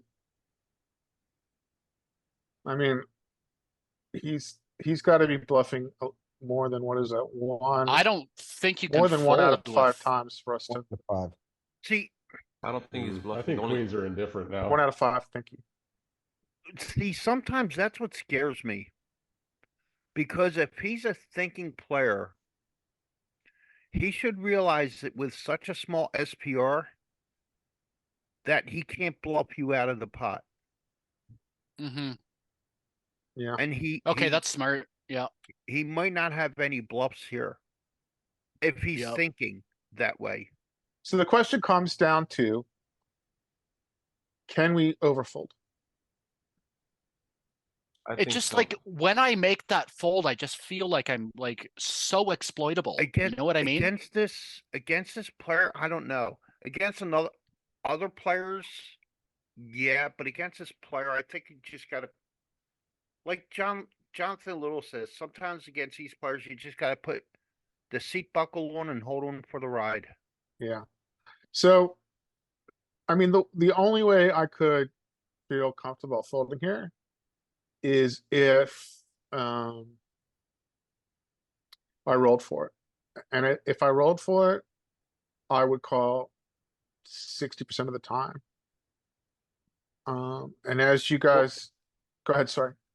If we're looking MDF and if against an aggressive player, if you're an MDF, you don't roll. Yeah, well, we definitely are in there, right? We're in Yeah. MDF. Yeah. But, you know, I sometimes like rolling here because this is very few times a bluff, but pot odds require a call. Yeah, it's just the way that the stacks are. I think you have to call. Like, I mean, you're going to be losing probably more often than not here, but that's why I would have jammed on the turn. We should be calling with like 65% of our range here. Yeah, and yeah, we have to win 20% of the time. So we call, Pocket tens. and Ace jack, king Ah, jack. Yeah. now I have another, so, and by the way, Scotty, you were, spot on. Let me see if I can go back to that. You were spot on your equity. He had it.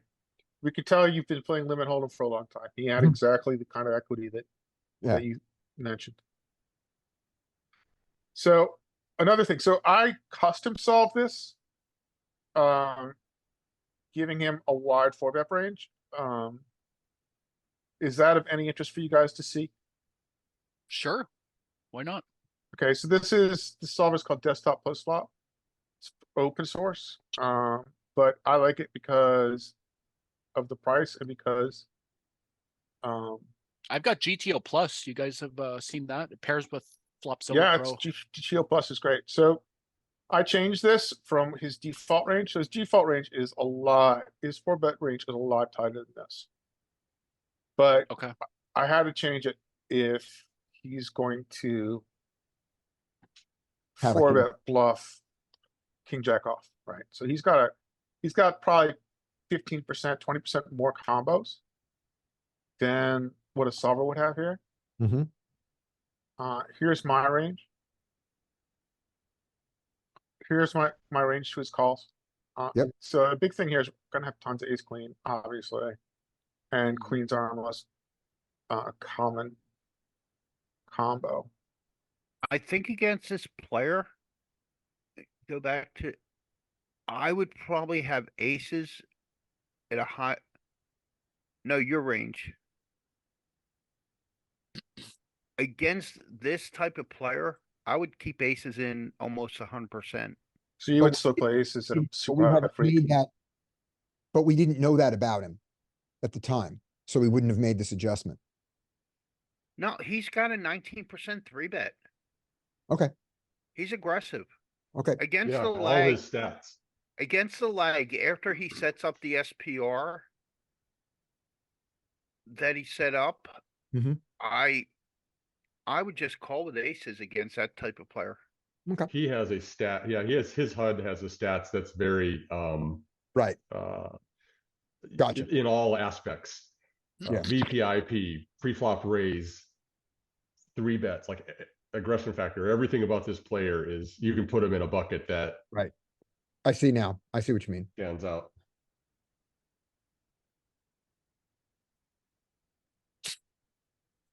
Yeah, that's a very descriptive one. Yeah, those are good.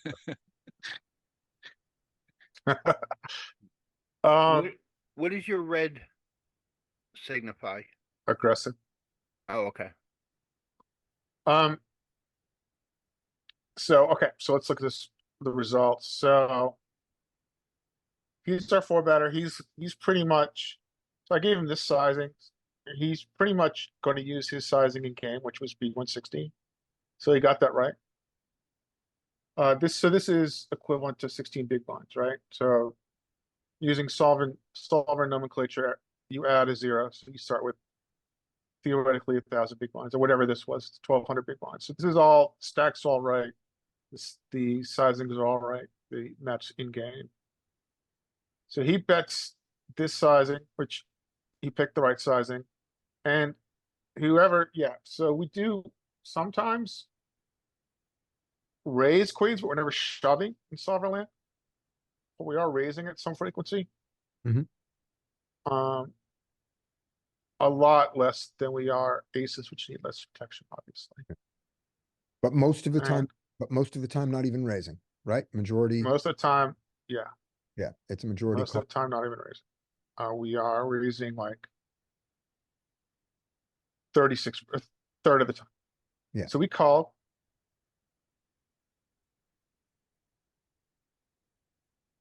Seven of diamonds. Now, 7 of diamonds was the Four flops. spades. Four spades. Sorry, 4 spades. So yeah, this is 160. 4 spades. We can see all the hands here that he's supposed to bet on. Most hands he's going to bet on. 4 spades. So with his combo, he's not supposed to check, right? His top pair. Yep. His king jack here. He's supposed to continue betting. He's Well, he got some does checks. have some checking in there. Yeah. And he's checking across his entire range here. It's pretty high frequency. His I bluffs don't- are coming from like king, queen, king, queen. Go ahead, Joey. I like that he has. I've never seen this, but the very top of his range is checking too. Yeah, his jacks are checking his checking range. Yeah, that makes sense. Yeah, Blocking continues, right? yeah. If So you have jacks, they don't have much. so he checks. Now, do we ever use our sizing? And we do use our sizing a lot. I gave the solver options. It doesn't like to shove, but it with our particular combo, it likes a big sizing and a small sizing, mostly my sizing, which I used in game. The numbers don't look right. How's that? Well, take the hold the manager off so we could see the other screen. All right, I was thinking checking's a possibility, and it has in position. Oh wait, that's 53% across the range. Queens does It's have some checking checking, but 53% across the range. Yeah, yeah, Queens does have a little bit of checking. it does. It has a little bit, not And very much. what's your combo? Diamond spades.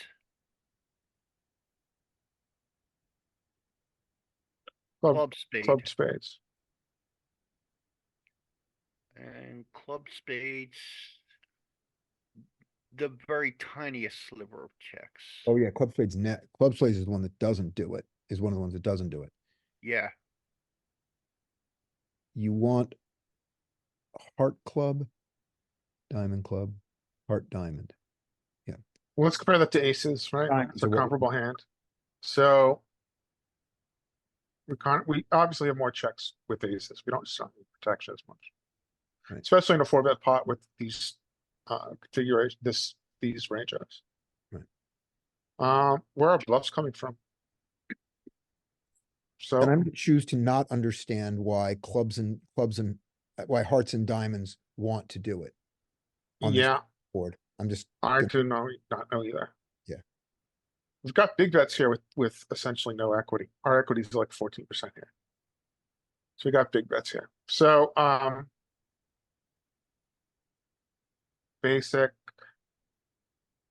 basics. We choose the 282, which solver liked. Yep, the most common size for queen. Yeah. Queen. And he is he's gonna Calling call it. with all his jacks, obviously. There's no jacks, he's gonna default.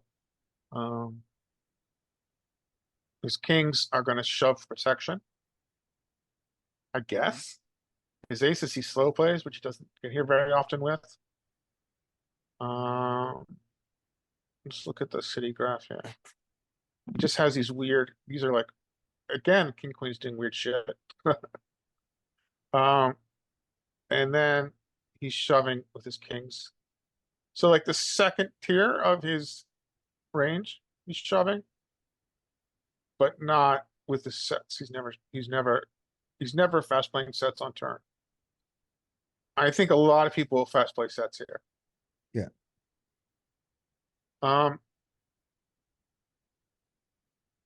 So he calls. All right, we have a river. Jack of diamonds. So where are his, by the way, where are his natural donks, right? So he does have natural donks with jacks, right? See that here. Queens he doesn't, but a king is an equity shifting card. So he does have donk shoves here, kings, and his donk shoves here with aces. And I assume that's because if we go here and we go to out of position, he doesn't have as much as I thought, but he does have aces and kings. And ace plays. king. And his ace king. and ace king, very good. Yeah, that's a good point. That's what it is. Yeah, that's a good point. He's got ace king suited, he's playing in this way a lot. Yeah, that's what it, exactly, that's what it is. So call, the river is Painful. painful. Basics, bet, call. River is jack of diamonds, right? Mm-hmm. Now, what does he do with his trips? He's mixing a slow playing, but he's mostly shoving. Yep. He's mixing.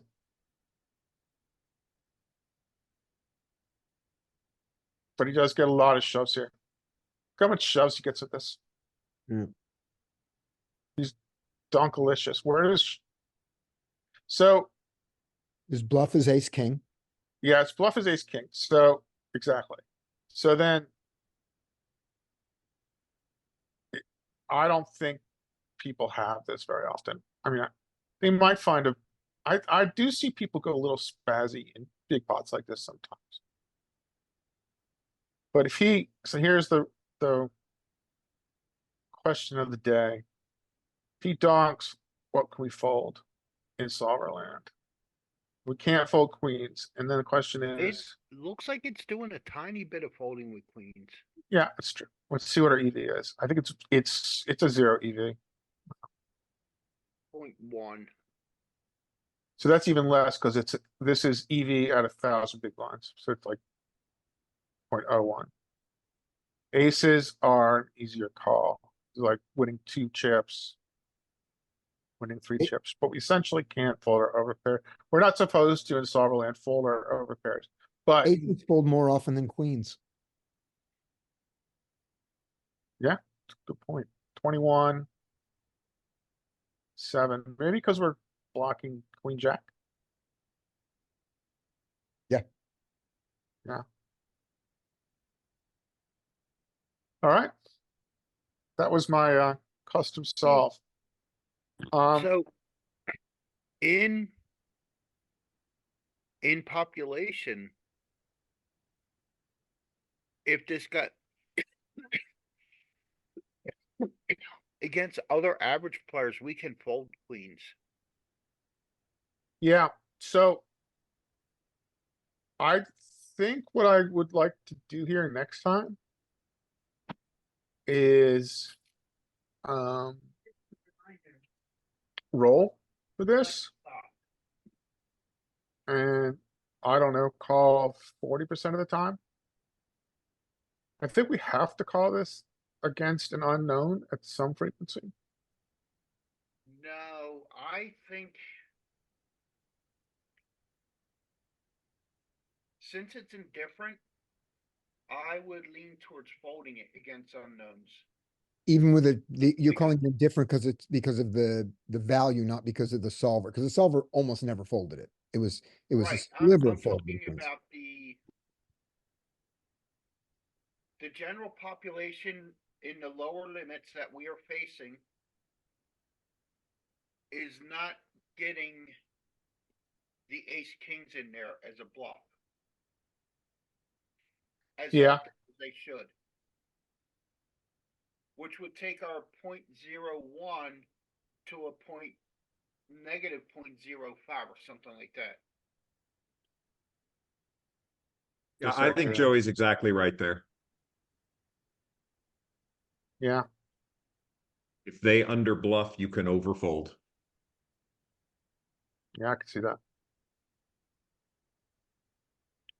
I don't know. I just picture so many of these nightmare river spots coming on the turn, and that's why I elect to shut it down by just like ripping on the turn so often.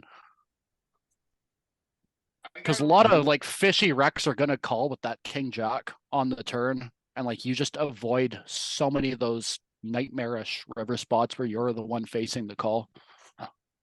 So here's why I'm going to argue against that. What you've just said is a more comfortable way to play poker, but I don't think it is a more profitable way to play poker. Okay. Because if he if he gets there, if you do the check behind, if you do it that version, or you do the small bet on the river, he's not folding his top pair king kicker if he's the kind of guy who's calling the all in on the turn most of the time. So you get to Mhm. get the full stack. When he does, what you're doing is you're giving him a cheaper way to draw to his 5 outs here, 6 outs when he has ace king. But you want to play against that. Yeah. let's just look okay. at equity. I mean, the example is equity here, right? Yeah. 1 out of 10 times he's gonna suck out on this. Okay. But it's much more profitable to get this call, to bet this amount. Get him to call and fold river. We're getting this 30 big blinds we're Okay. winning here is worth the 10% of time he sucks out on us. Okay. Okay. I And- see. I and- see the point you're making here. And we're also going to get the rest of his chips a lot of the time also on the river. Okay. Has top pair good kicker. True. True. He doesn't True. always fold the river to us when he doesn't make it. Yeah. Oh, good dude, point. I just And- used to take too many passive lines and just put myself in way too many nightmare spots. So I'm just like, I'm trying to be the aggressor in so many of these spots to avoid those nightmarish calls. I agree with that. That doesn't mean you have to shove though. Okay, fair, I fair. I Yeah, am no, quite we're- aggressive, but I also figured out why aces fold more than queens. Yes. Because when we have aces, his bluffs are coming from ace king, right? Yep. True, true, true. Absolutely. We 100%. block ace king Good with point. aces. Yeah, good Yep. point. Heavily. Very heavily. Blocking is, yeah. Yeah, and again, yeah, we just don't, I gave Slava the option. We just don't shove. We do have some big bets. But we just want to milk. See, the solvers do that sometimes. I don't understand. Like, I get the 28, because that's very geo. I don't understand the 42. Yeah, good question. It doesn't use it very often. That and seems very illogical to me. it might be doing it for the reasons that we're talking about, which is that you do want some protection here a little bit. And we don't do it with our aces, notice, right? Because we need those protection. Yeah. But we do it with queens. It just seems very What is the illogical to bet half of our stack. Yeah, what is the theory behind betting that amount and not just shoving if that's the line that you're going to take? Like Like, I what's the think logic I think it behind that? generates more folds, which makes it marginally more profitable. Okay, okay. But we're in position here. So yeah, it Yeah, does we're in it position. right. And so this Well, is let's look. Oh, cool. sorry, go ahead. Okay, so we're looking at the sizing here. It's not a very good idea. It does it very rarely. And isn't it true that the solver, if you give it a size, it will populate that size? No, it didn't populate. No, it didn't in. populate all in. Nope, you're right. Okay. It will. Oftentimes, I'll try to do a solve with Oh. a ton of sizings and just won't use my size. Right. How far down does this solve? I 0.2. found when making custom sims, it's much better to use large sizing and small sizing because, like, once you start introducing 4 and 5 sizing, it's really difficult to take anything away from that. Yeah, agreed. Well, no, So- the way you should really do it is start with a wider range of sizings, and then go through that, and then start reducing some of the sizings. Okay, that makes Like sense. sure. Rank choice sizing. Rank like choice, yes. on the flop, start with, say, 33, 50, 66, 75 pot, Okay, 1.5 pot, and then eliminate 3 of them after your first run sure. Okay, I gotcha, man. until you get Perfect. close to a good. I No, mean, that makes sense. Your final answer, you don't really want to have 4 or 5 options, Absolutely. but just look at what the solve gives you. If 75% of the range is between 33 and 50%, just start dropping the bigger rate sizes. Sure. Sure. No, that makes sense. And if this doesn't sob down really low, the 5.2% of the 42, well, actually, it's kind of large in queens. Yeah, I mean, 0.2 is good. 0.2 is more than GTO Wizard uses. The other thing is that look at the EV of these two Oh, it choices. does They're go pretty down to close, 0.2? but 0.2, yeah. Yeah, 0.2 is pretty low. Four-bet pots are the ones I like to run because they do quickly. It's the EV of big bet, small bet. It's pretty close. So anyway, I hope you guys enjoyed that. I think I certainly that one- enjoy the hand. Skate, you got a hand for us? Yeah, he's next, isn't he? Yep. I found a pretty crazy one in my database if you're looking Oh. for another one too. We'll So do that Yeah, after I Skate. got hands as well. Yeah, go ahead and post it. So yeah, speaking of aces, this is the sorry, where would I post that? We'll let you share. Just get it up on your screen. And yeah, just copy it, go to like upswing hand replay. I mean, you don't even, Oh, Yeah, okay. do Okay. that. Okay, gotcha. if you can view Cool. it on your screen, we'll just let you share your screen in a second. or that. Okay. then. So All right, Skate. So Skate's got A7 suited. Oh, you're the hero. So you've got playing on Yeah. ignition. Cards up. Yeah, I don't know. So we got to open to 3 big blinds, right? mhm. Okay, so you 2x'd it, right? 3x. Oh no, he min clicked. Yeah, so you want to go bigger here, Skate. Yeah, I'm not sure That's- if it was a misclick, but either way, It's too cute. Yeah, definitely. You're gonna win money this way, but it's overly cute. You're gonna win more money in the long run playing less cute. So yeah, I would go to $2.25. At 225 is a standard. Or $2.50. If you're going to get cute, I think $2 is okay, but Yeah. But you guarantee that you're gonna get called. Yeah, I go like 2.5 there. interesting. Oh, He no. checks. Yeah, we can all see what's going to happen here. Yeah. So let's talk about this check back. What are you thinking? Yeah. I'm sorry, what was the pre-flop action? We just looked at it 3 seconds ago and my caveman brain has already forgotten. Raise and then a min click 3-bet. Okay, that's right. I gotcha. I Yeah, gotcha. it was a mistake, but Yep. yeah, you- on the flop, when I get to the flop, not having the ace of clubs, it's like more of a bet, but at the same time, I don't feel like I need much protection. I kind of want him to, in a sense, catch up. So, which is why I decided to check. You So see, my- this spot, I feel obligated to bet because it's a 3-bet pot. And because it has so little range interaction with my 3-bet range, I'm going much larger to polarize. Is that like flawed thinking? I agree. But I just don't think we have many, all bets. Just always bet. So the way I would Okay. look at this, Skate, is that I would check more.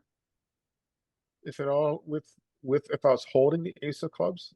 I mean, obviously I'm influenced. I hope I'm not influenced by the hands, but one thing to think about is what is the value of a pair when you're this deep, right? So you're playing 100 big blinds deep. So the value of your pair is high, but it's not as high as if you're playing 40 big blinds deep or 30 big blinds deep. Yeah. Dude, I just have such a mental block about checking and 3-bet pots. Like the line that you've taken, you're saying you have a very, very strong hand here. And like even though there's not very much range interaction with your actual combo in this spot, like checking out of position after you've 3-bet pre, it's just like it seems wrong. Like I don't He's in know if position. I'm In position. But also understand that Oh. my Oh, raise. my bad. It was a Sorry. raise, yeah, and it's not really it's a raise, but it's okay. It's a raise, and it's not really a real raise. You know, it was. Dude, okay. I'm sorry. I thought we were out of position here. I think about that totally differently than in Well- position. Don't listen to me. Yeah, so we could think about that as Let's go simpler, Skate. Let's just go simpler on this hand, which is we have a 3-bet. We 3-bet. We 3-bet small, but we 3-bet. In our 3-bet range, the flop comes and we have buckets of hands. We have premiums, marginally made, draws, and junk. We want to, in general, bet our premiums and our draws and check our marginal made and our junk. That's our general strategy. There are exceptions to our general strategy. Aces are premium on this hand. They're not ultra premium on this board because they're beaten by ace 4 and they're beaten by 3s, 2s, and 5s, but they are premium. So bet them and stop thinking. Okay. I don't think this is a big bet board because every time. Didn't say big. No, I'm responding to a I chat. did. Oh, sorry. I'm responding to a I chat. apologize. I bet very large on this board. Like I'm inclined to go more This is not a big bet board. 66 to 100%. No. When it No, when very a good. straight Joey, keep talking. flops. Yeah. When a straight flops, and that straight is in range of your villain's range of hands, you don't bet large. But ace 4 is the we're only blocking- straight that he has, and you're blocking ace blocking 4 straight. so heavily. Like he's not going to show up with what 6-4 here. Yes, he is. He opens. Wait. He opens 6-4 and no, he opens I 6-4 agree. and He you will raise show up with 50 that. cents. we he we opens only clicked 6-4. it back. He's not. If he has 6-4 in his opening range, he's not folding it Right. because And he only shouldn't have clicked 6. back. Right. He shouldn't have 6-4, but he does have 6-5. You don't know he doesn't have 6-4, but it's exactly what Joey said. This guy can have it. It's just not a big bet board. But it's not a check board either. Right, we Yeah. have to charge the pairs that we beat. They've got a lot of 6s, 7s, 8s. They've got a lot of small pairs that we can charge, and ace X. Any ace is not Yeah. folding if we charge them here. Yep. So we're ahead of a lot where we can still make some money.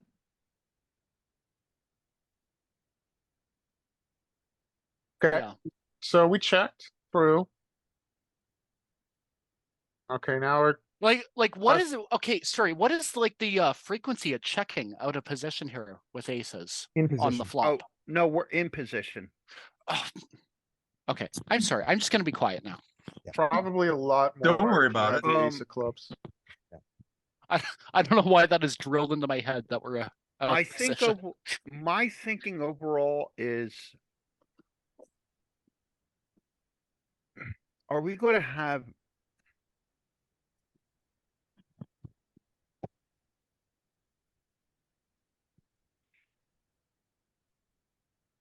I don't know if we necessarily have we have range advantage, but we definitely don't have the nut advantage because we don't have 2s and 3s and 5s in our range. And he's gonna have Or 5s under and the 3s gun with full we'll have frequency. all the sets where we don't have any of the sets. Yeah. True. Like, am I wrong for feeling an obligation to c-bet because it's a 3-bet pot? Yes. Yes. Okay. That okay. is wrong. Okay. Okay. That I can tell you from what I've learned. I used to be in the school of 3-bet, c-bet 100% of the time. Mm-hmm. I'm trying to get out of And it. It's just not always right. Okay. Sure. I can't honestly say I haven't studied enough 3-bet pots to actually say, all right, this is one where you want to check, this is one where you still want to bet range. I'm not that well advanced yet, but I do know that 3-bet check is a viable option at least some percentage of the time. Okay. Okay. I'm trying to find that in game more often than I actually am lately. So I think on this Maybe we can board, I focus on probably that. would have. One of the classes we do, some 3-bet spots where checking is the right move. I'm sorry, Uh, Ann, your I didn't hear that. mic wasn't loud enough. I couldn't hear you. I'm sorry, that maybe one of the other weeks or classes we do, we can try to focus on those spots, because I too find it hard to find those checks on 3-bet pots, so. Okay. Yeah, that would be great. on I would that be. topic one day. I would Even love better. that.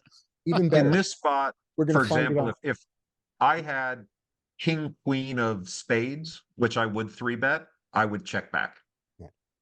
And in this case, we're gonna see Okay. it, because after we're done with Skate's action, because with these questions of sizing and stuff, we're gonna run this hand.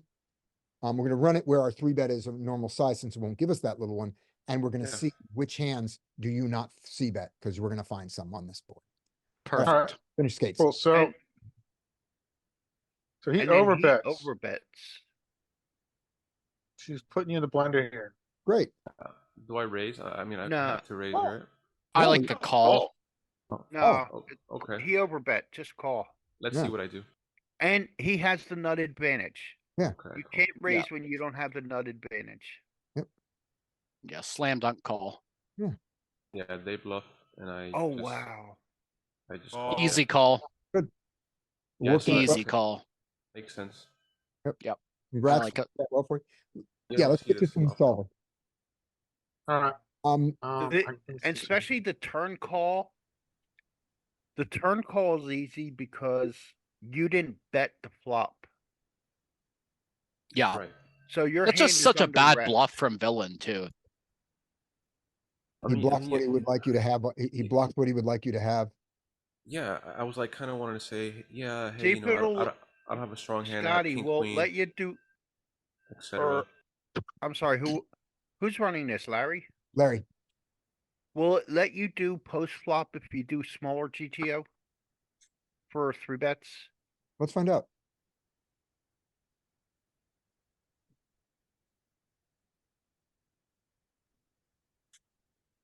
Because Skate definitely didn't.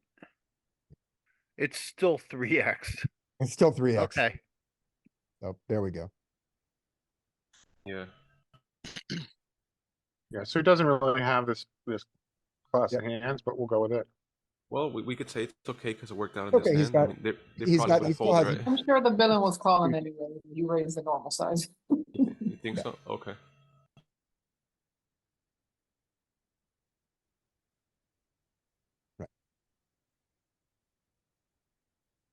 Alright, so he's got let's talk about nut and range advantage. That was one question, right? So ETG is yellow, Mm-hmm.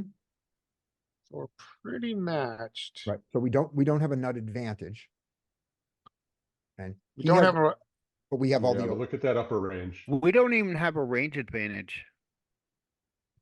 yeah, this is pretty, No, we All don't. that whole section from about 70% on, we're We do not have a range advantage. Okay. So Yeah. we are not betting range here. We're gonna have a lot of checks. but now we're gonna learn about where our checks are. So Yeah. he checks, strategy. He checks.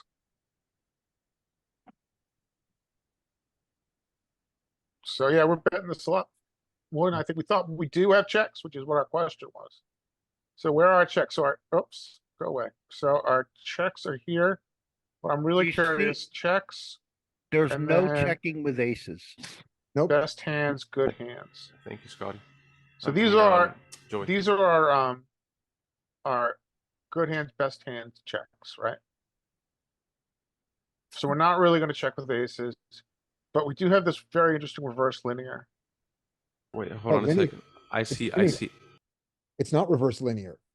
We bet aces all the time, kings a little less, queens a little less, jacks. So we're not worried about protection here. We're actually worried about not having the best hand. When we have tens, because he has called with jacks and queens. He didn't 4-bet them. Okay, yeah, okay, that makes sense. Right. Isn't that effectively the same as protection? No, it's the opposite. Oh, Protection okay. is this. If we were worried about protection, we would be wanting to bet our nines a lot, our tens a little less, our jacks a little less, all the way down to aces, which can check. Because Okay. this card can't hurt aces, right? We don't, Sure. he doesn't get a pair. That's Yep. reverse linear. And we see that a Okay. lot. But Okay. but in this case, we see the opposite. And it's because our tens are not always the best hand. Our aces are always the best hand, except when he has his super premium. Okay. Okay. No, I understand. I got And you. this surprises me. I expected of the checks to be reverse linear, and then they go reverse at the eights and sevens. And that's because some straight draws come in, Do we have a backdoor straight there with the eights? No. It We might be bluff because, in. it might be because his, 3-bet range, his 3-bet calling range in this configuration is composed a lot of these overpairs. Yeah. So overpair, yeah, that's why. So look at the overpair percentage here. Hmm. We're button, he's UTG, he's got a real significant overpair. Right. Advantage, right? It's just interesting that we go linear from aces, but then we reverse it. Sevens and eights go reverse linear. It is curious because it's not what we've seen, as you said, Yeah. it's not what we've seen in the past. What, But it's not so huge that we need to worry about it. And also in theory, we have a polarized strat here. Right. I don't know, B50 would, 50's be not 50. polarized. yeah, I agree. Skate, Sixes, did you have a question? Yeah, I was gonna see because I saw a little smidgen of green there. Can we see our checks with aces? I think we do have some checks, but it's like, let me see. checks with aces. It's less than 0.5%. So if you are gonna check with aces, just like You we gotta were have all the mentioning clubs. before, you wanna do it when you're blocking his FDs, right? Yeah. And when Only you've with got, the ace of clubs. Oh, and with the ace, you do have it with the ace of clubs. yeah, but you don't want to do it even with the ace of clubs, you don't like it. It's So I just, guess you're blocking his FDs and also you have the backdoor draw, but yeah, I think, yeah, both. oh, wait a minute. All right, Hearts diamonds had 0.1% also. Don't do it. Right. Thank you. Right, yeah, but look at I all don't think I think that pretty much covers his hand, right? Yeah, yeah, but just look at all the checks that you do see there. No hand checks 100%. King 7, is that the one? Is that the only one that's doing 100%? Skate, it's not crashing for us. Yeah, I gotta reinstall, I think. King 7 does check at a high super high frequency. King 7 is our only hand that checks 100%. All right, Oh, no, Matthew, you've got another. King 7 of clubs, King 7 off, King 7 not of Yeah, clubs. what are the suits on that king 7? Okay. The clubs bets. Yeah, I have another hand that if you're ready. Okay, let me just make sure. Skate, did you have any other questions about this hand? Well, let's go through, because the whole hand was No. played a little. Yeah, well, let's see All what right. gets big. We're Do we- kind of do we- going off. call? Do you wanna, all right, fine. Yeah. So we So go one check. Sure, yeah. We Well, check, that's what we check with our pocket kings we check with our pocket kings instead of pocket aces. That's what our hand 2 is. of hearts on the turn. Yeah, Oh, you can no, see that. he's gonna come in. And By if we do check, we want a club, you know. And we then wanna- So he's he supposed to led into attack us. when you check. right, What did he do in game? He overbet. right. He's got ace 8 of clubs. It is in our world, he has ace 8 of clubs. Since he can't have ace So 7. yeah, he Oh. overbet, yeah. It's a little less than 150. Do they have 125? Yeah. So he's doing this a lot, this region. Mhm. I would That's like imagine one of he's, the most predictable overbet combos too. yeah. It kind of reeks of a suited ace. What Marginal suited ace. I think is a good takeaway is that he's not doing it with he's not overbetting with his ace high FDs because doesn't need as much protection. Now ace Yep. queen he is. Ace queen has it. Not as much, I said. Yeah, Kratos queen jack. Yeah. Queen jack, he's doing it almost full freak with the Exactly. FD. So he overbet like 125. Yeah. yeah. So something And we're like not gonna have aces, but do we have kings? We do have kings. We do We have a have some sliver of aces, aces. and it's So you all just- calling. Call, and then we're like. So I think this is always interesting, right? That if we're blocking his FD, we're not afraid of it, right? We're less afraid of the FD, so we're going to smooth call. that. Okay. But- When we Kings- unblock this flush draw, we jam on him. Yeah, I think this is always an interesting thing to say. Makes sense. And queens, I think is gonna have the same. Yeah, it's the same strat. And just for sake, jacks gets a little bit more mixed. Right. But queens and kings are strong enough to do that strat. So you called, right? Go to aces again. So, Sure. oh, no, aces, we have to have the club. It's not to even see it. Never mind. Yeah. So that's why they're in the call. That's why they don't do it. So yeah, so we're playing kings there. And so theoretically, our move here, I was wrong about. Our move here is to jam on the turn. With Yeah. kings? Yeah, because we have king of hearts, king of spades is what we Yeah, have. yeah. So if we're unblocking the clubs. Yeah. We want to jam. Right, which I did not see at all. Yeah. Well, okay. now there's a difference because us having the aces blocks some of his bluffing range. That's a good point. True, but not when we Where the don't kings have don't the- block as much. All right, here, do this, Joey. I'm not right, Larry. Change it from normalized to full height.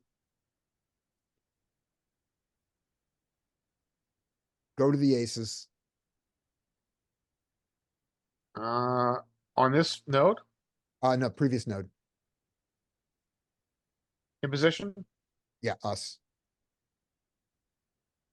Now you can see that with aces, that, the 0.1% when, that it had it, when it gets it to here, it doesn't need to jam the aces.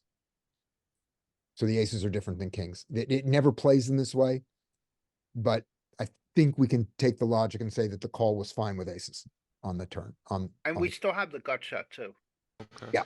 Yeah, but the That's a good kings don't point. have any of that. Okay, and So- then okay, let's go back here. and kings need I'm protection. curious from where- calling. So he turned his essentially the equivalent of his ace-8 True. into a bluff, which he does at a full frequency, but not a shove, right? So he doesn't. What's our SPR here? So our SPR is like Well, he does have a 0.8? sliver of shoves with 0.7? that hand. I don't think he has any. I see 0. No, look, Do I have a? Oh, sorry. Yeah, not with the Yeah, king it's 0. coming, right? He doesn't have. He's not supposed to have any shoves in theory. look at Click on ace that eight, ace-8 suited. I see it. ace eight suited. I see purple. Click on the ace-8 suited. Why is it showing 0 here then? There it Okay. is. He does, I guess. Because I guess it is so small a number, it rounds down to 0. it's Maybe. 2.9% of the range of a hand you don't even have full in range. There it is. So there, if we put it's only this combo. It's only this combo 1% of the time. Yeah, So okay, so his ideal sizing is B60. Yeah. But anyway, let's say he does have the ace-8. He shoves it. What are you supposed to do with Well, your ace? if he's only doing with ace eight, aces have to be a call. yeah, we're calling. Yeah. Yeah.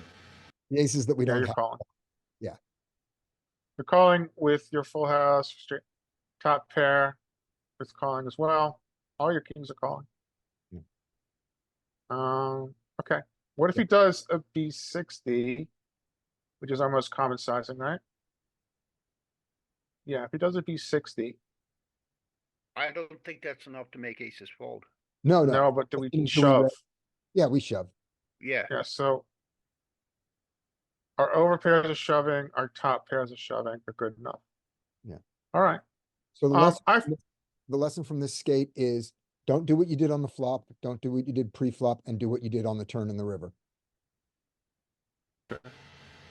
So I have, just so you guys know, I have to go after this hand, but Okay. we got one more hand from Matthew playing with the big boys.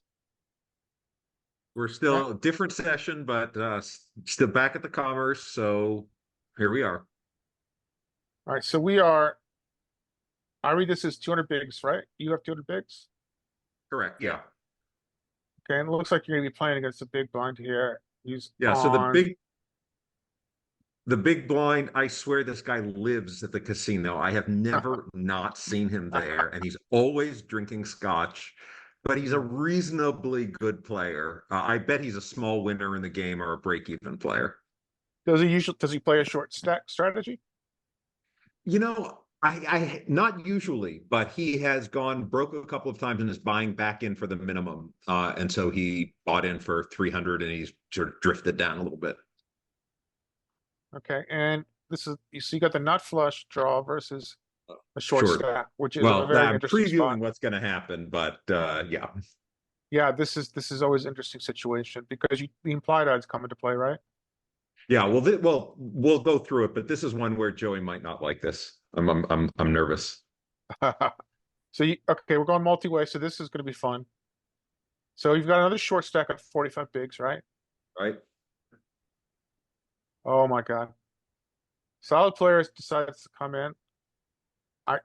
I think this is set mining a lot. What do you guys think? Set mining and any two Could be a- cards. Oh, wait, Suited he's connectors? solid. He's solid. I thought it was a not great. Yeah, I bet. think so the LAPC is going on, big tournament series. He busted out of the tournament and has come down to play cash. Oh my goodness. All right, Oh but so you goodness. gotta remember, tournament players gonna be wider. Yeah. So So we're 5 ways five- with yeah. ace jack. So here we are. This is fine, whatever. I got called 5 ways. It plays fine multi-way, whatever. Let's go to the flop.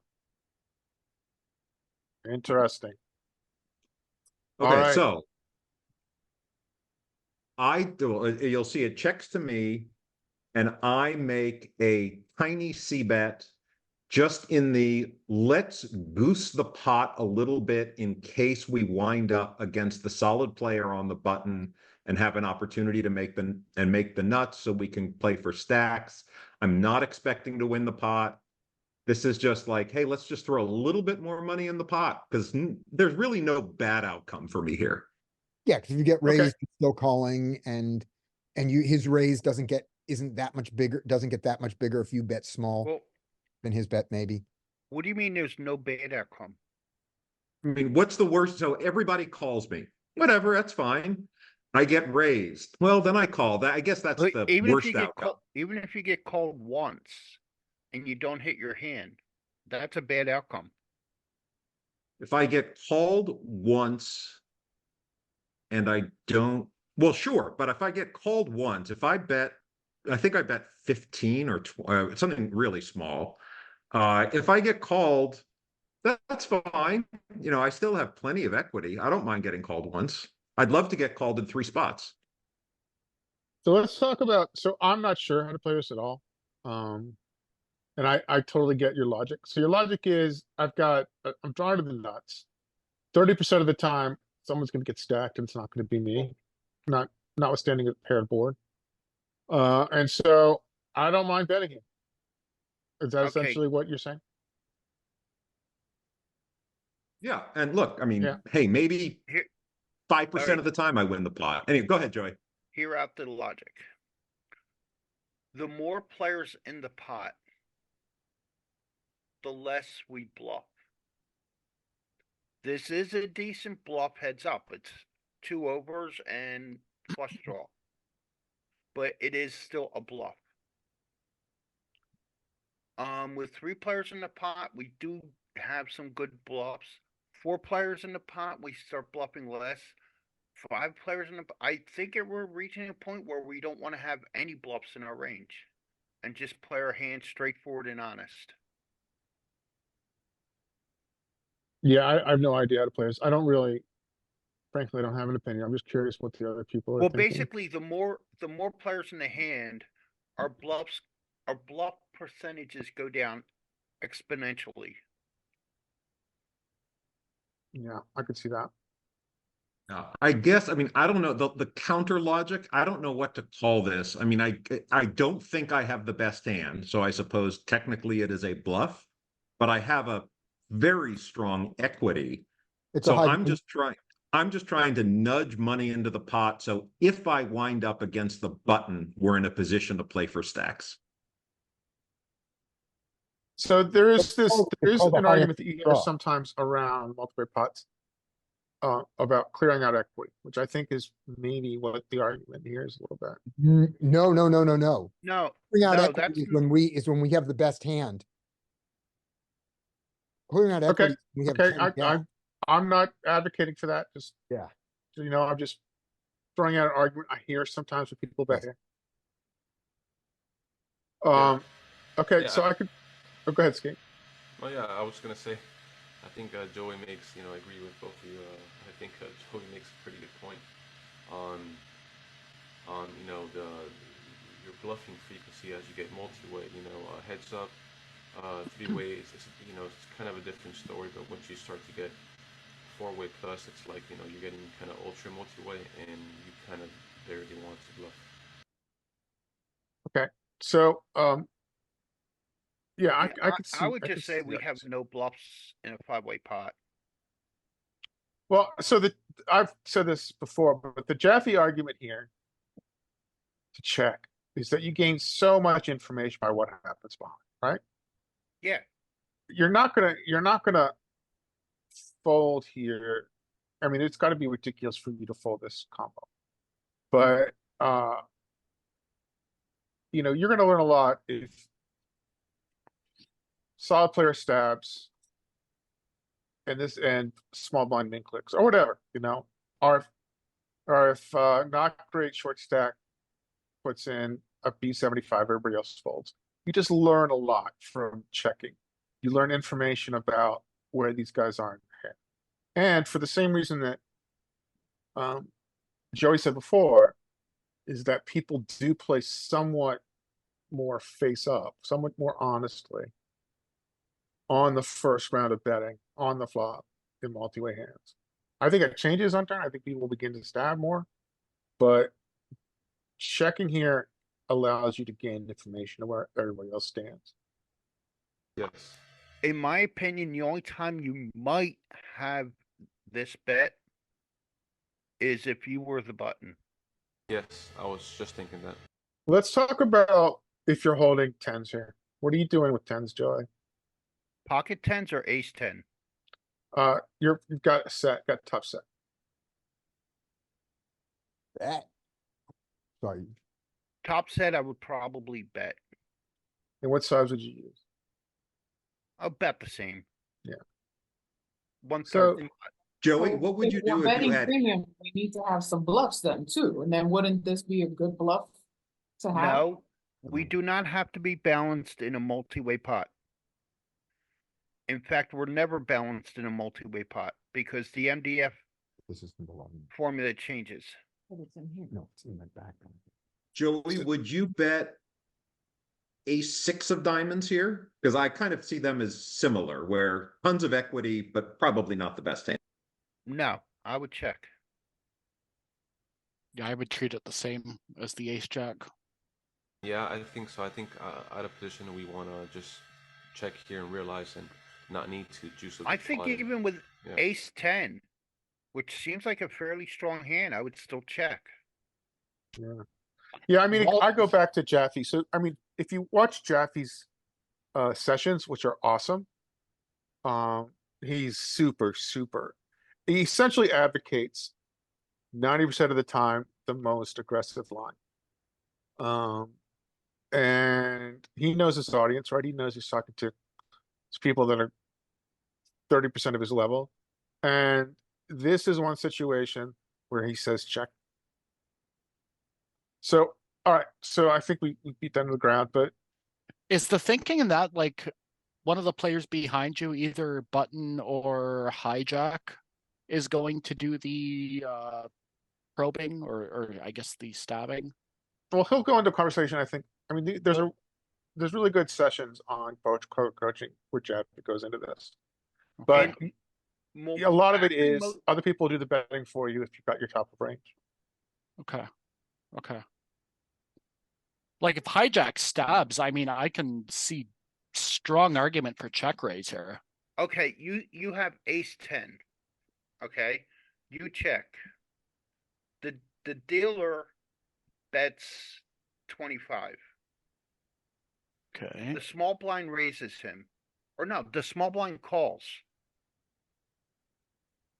What do you do with ace 10?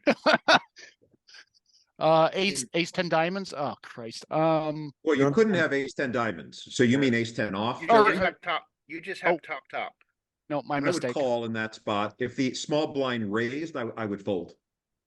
Yeah, I was thinking about raising as a flush draw, but obviously you can't have the flush draw with ace-10 diamonds, so yeah, it's just call. I would say I'd still consider folding ace-10. I When would there's a consider, bet I don't and a think it's call- unreasonable. I would consider it, but I'd probably stick it out for at least one more. So Mhm. one of the things that I'm gonna, Joey advocates very specifically for in a multi-way pot that is contested, one pair doesn't win on the river. That's a good Yeah. way to put it. Okay. Okay, so let's move forward here. Multi-way pot, and let's see if it gets contested. So we get call. Oh goodness, we're gonna call. Oh goodness, yeah. So I don't think this is really ugly because he's reopened the betting Yeah, and but he it's, has, well, the other guys are probably not gonna 3-bet behind, are not gonna 4-bet behind us. We just call. yeah. I It mean, is this is what super annoying, but and this is what I meant by like no bad outcome. Like this is probably the worst outcome, and it's fine. I just call. sure. So I Hey, might have alright, so now you're PTSD, paying but set- like, what are you guys doing if you're in button and you've got a set of fives? You gotta jam. That depends on under the gun +1 and hijacks actions. I think if they're both just calling, I don't really want to see a turn with another 3 players in the hand. So I'm more inclined to raise. I wonder, Just so up to his, Matthew, not to harp on this, but I wonder if this is an argument for checking because we opened the betting, right, on flop. And we very well may have faced the same situation. Yeah, now you're putting in $75 on a street where you could have ended up putting in nothing. So this And is where it gets realize interesting. your equity in a 5-way pot. Yeah, but let's go back a Okay. second. Let's talk about their sizing. I think their sizing is wrong, right? With 75. After no, all he those wants, callers. he's trying to keep you in. Oh, he wants to keep you. Oh, look, he's. Yeah, Yeah, he's just trying to get people out with a bet of 75. Oh yeah, he is. Someone's got a set here, right? The question is it Mhm. set over set or is it set or over set or is it one person with a set and 2 others with draws and or a 10? 2 pair. Super red could easily have 2 pair here Yeah, that's a good point. and do this. He could check, Not great can have anything. but he's not gonna do that size with 6-5. So Okay, so here we Mhm. go. So notice Super Egg is like exit early. He's like my redraw 10-9 of hearts is not worth it. Okay, now it gets interesting. 'Cause now Oh, you're 3-way. no. Oh, no.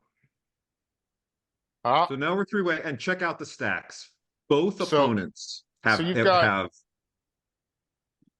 yeah, that's a very good point. That's a very good point, Matthew. Go ahead. I'm sorry, finish. I mean, so that's it. So now we flop top pair, good kicker. Very unlikely I'm up against ace queen or ace king. And the aggressor just checked. So what do we do in this super small stack environment? I'm just Check. looking at these stack sizes. I'm ripping it here. check. Oh Check. Christ, I'm the worst. Pure check. I'm the worst too. I was like, I'm ripping it. Rip it on the, Yeah, rip it on the So river. what's our SPR is 0.5, right? Either you got something or you don't. I do. Let's go. So we've got an argument for Yeah. check. I mean, there I really hear are. you, Anna. There's only 2 options. There's shove or check, right? I think check. So Joey, let's talk about check here. With this SPR, what's the argument for check?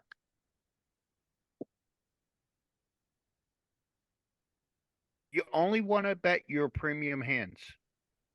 Multi-way. One pair in a 3-way contested pot is not a premium hand. That So is You've now totally just valid. been upgraded to a bluff catcher. Okay. Sure. Okay. Casino, what's your argue for shoving?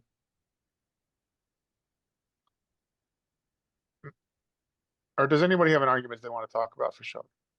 None, it might Well, just be no. emotional. Not me.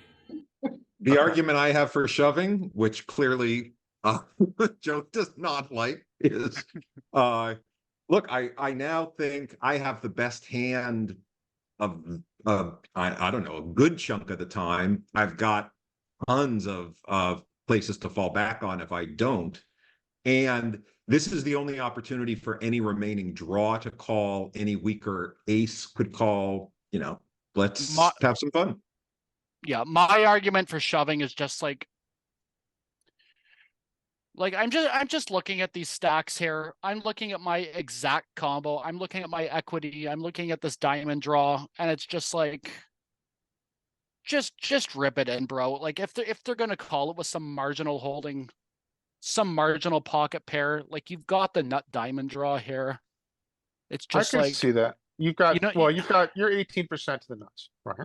you know what I mean? I'm just like sitting here, and it's just like fuck you, bro. Like I'm just getting it in. You know what I mean? The one piece that I think is important here is he raises a multi-way. People who call should have a heavily filtered range, right? Yes. This should fold out top pair sometimes. If someone's good, like solid reg, But I mean, I would guess button just folded to 10, right? So this is a heavily filtering play. And now you've arrived here. But the SPR is so awkward. Yeah, So but after he takes that line on flop and then checks turn, like I'm just ripping it here with top pair you- and the nut diamond think- draw. pocket sixes never take this line. Oh, I would take that line with pocket sixes as out of position. let's take a vote on who But has the set. that's a very low number of combos though.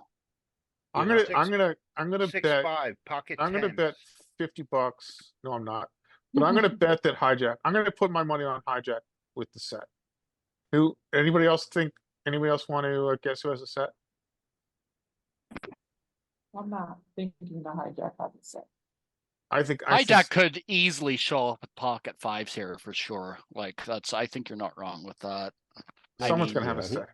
Well, I what hope- hap- He I could could be also wrong. show up with Jack 10 or 9-10 or King 10. It's just I look at my not very- equity, even if it's a multi-way spot, like I look at my equity on this type of turn here, and it's just like I feel like such a nit when I take such a passive line and just like I think it's hijack. Let's see. No, I don't think. No. Ho, ho, ho, ho, ho. that's a really interesting combo for him to have. Wow. Yeah. He's It's got just- the combo draw. When you have the super reg, you tell me he's busted out like 3 times. That is such a perfect spot for him to have shown aggression on that board. Because you opened it up and you got a bunch of callers, it's still super multi-way. So he's just trying to be aggressive there. And I don't know, I just didn't give him a lot of credit. The big Yeah, you got a lot. good point. So, and also When it's playing a broken stack. So There's a lot of tournament players like me that try to like take down a lot of these multi-way spots with holdings that are probably a lot more marginal than I should be trying to take them down with too. So I know I'm not Yeah. the only one doing that. okay, so looking at this. I was on team check on the turn. Now, on this river, we get all the money, no matter how we play it. So that's great. But sometimes it bricks off, right? Sure. When it bricks off and it's gone check, check, check here, does he bluff his 4 high? If he does, then we've got the best of both worlds. We've got everything is good for us. If he doesn't, and the only time to have gotten his money was on the turn, then team turn bet were right. Okay. Do you think that, so that's the thing. No, you're just resulting based on the single hand that he's showing right now. Well, but I'm think on you're team missing- check. I think I'm you're on team missing check his against the entire turn. range. I think a check I is don't good think he against the bluffs entire- very often at all there. Like Okay. rarely ever. Yeah, they check turn. I mean, they're only like betting the river, but either way, we were multi-way, so if it was heads up, Here- it might be a merit for like betting the turn, but we were heads up. And- I mean, multi-way. Here's the thing, Joey, on this, not just looking at his hand, looking at the hand classes that he has. So his entire range, I think team check is against this entire range. He's got draws, he's got some marginal some marginal hands, and he's got some weird slow played set, very weirdly played. His marginal hands on the river for a half pot bet after it goes check, check, check on the turn, probably are gonna bluff catch. He's in position. We're gonna bet, not so great is gonna fold. He's got some bluff catches there. So But- I get, so I'm gonna get his Are you jack, forgetting that the hijack was still in the hand? right, but if the hijack bets out, I'm fine with my ace. See, the only thing that ace jack is afraid, the only reason ace jack needs to bet there at these stack depth, because they're both only, one, No, it sounds like you're Yes. advocating for a bet on the turn. no, I'm saying that if nobody bets the turn, I can bet the river, and everything they would have called me with on the turn, they call me with on the river, except for the flush draws. That's the only thing that I get value from on the turn that I don't get value from on the river, I think. Oh, okay, So that's why I was talking about his flush draws. yeah. And Straight if it draws goes- too. And 7, if it 8, checks 3, through 4. the turn, if it checks through the turn and the big blind checks on the river, we can feel more confident betting our top pair. Bet for value. And get Yeah. called by Jack 10 and King 10. From one or the other of them. Yeah. That's why I like the check. Now we are giving a free card to the straight draws. It's kind of hard for a straight draw to have stayed in, straight draw without a diamond. But we are giving that. I admit that. And we let the diamond draws off the hook, who would have called. So the question is, the diamond draws who we let off the hook. If he's gonna bluff it, great. And you guys are saying, I need to get my money from the diamond draw and the straight draw on the turn. Right? That's what team bet is saying. Yeah, largely. Yeah. Okay. Yeah, I mean, as usual, I don't know. I'm not saying my play was right. I have no idea, which is why I brought it up. And the fact that it worked out in this hand is irrelevant. And actually, in this hand, I would have gotten all the money anyway because it's flush over flush. Yeah. Sure. Yeah, Yeah, as played on flop and turn, it didn't feel like anybody had a set. So I will I say, do get regardless of the flop play in the table for hand, checking. Sorry, go ahead. I was gonna say, just regardless of playing the hand, Matthew, your hands are always fascinating. So thank you for bringing them. I don't take from that, but I'm glad. Anna, what were you saying? I'm sorry.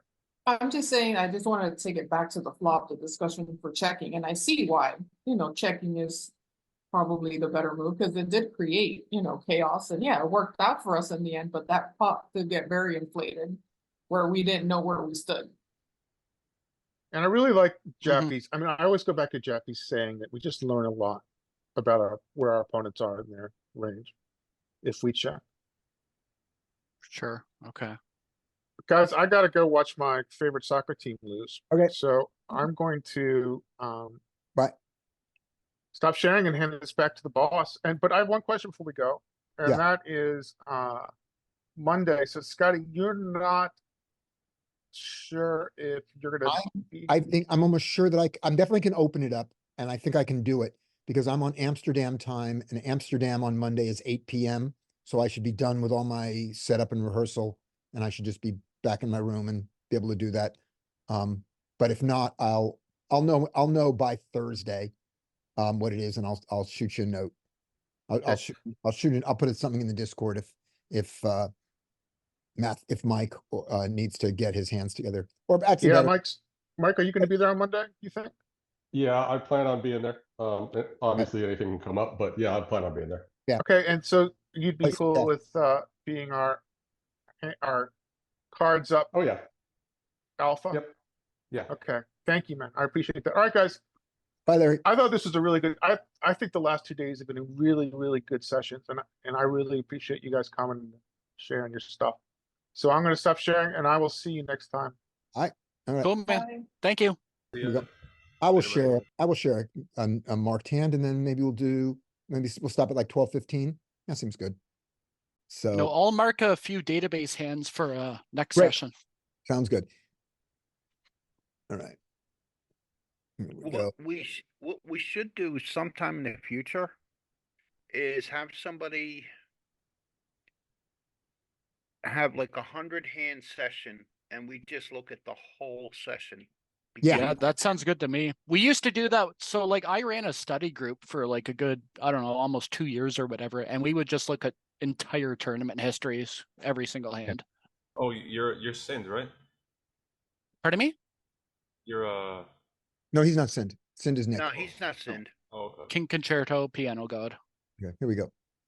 I think that's a great idea to look at a full hand history. I think as I shared on last week's session, when I had a coach review a full hand history, I found lots of things that I would never bring to the group because I thought were just so basic, but in fact I had Yep. screwed them up pretty badly. Right, that's the good part about looking at somebody playing like 100 straight hands.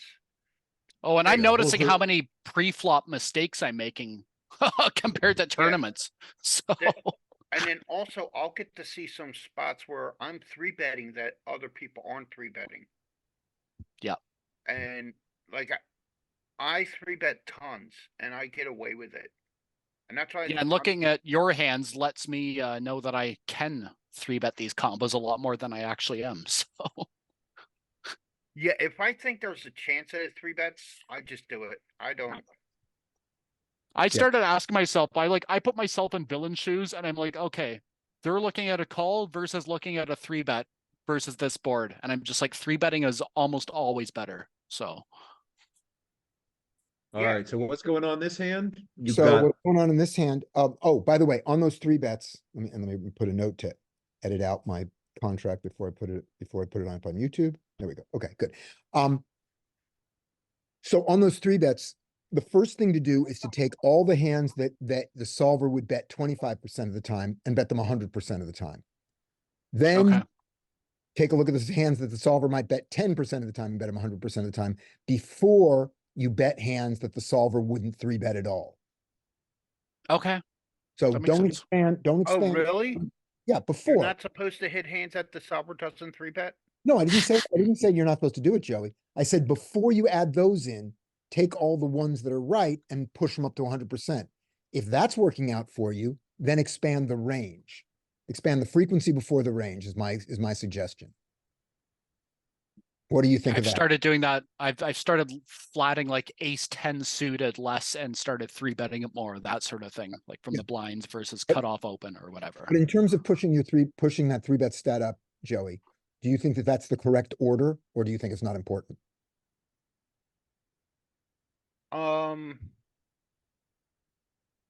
Yeah, obviously you want to try to, Yeah.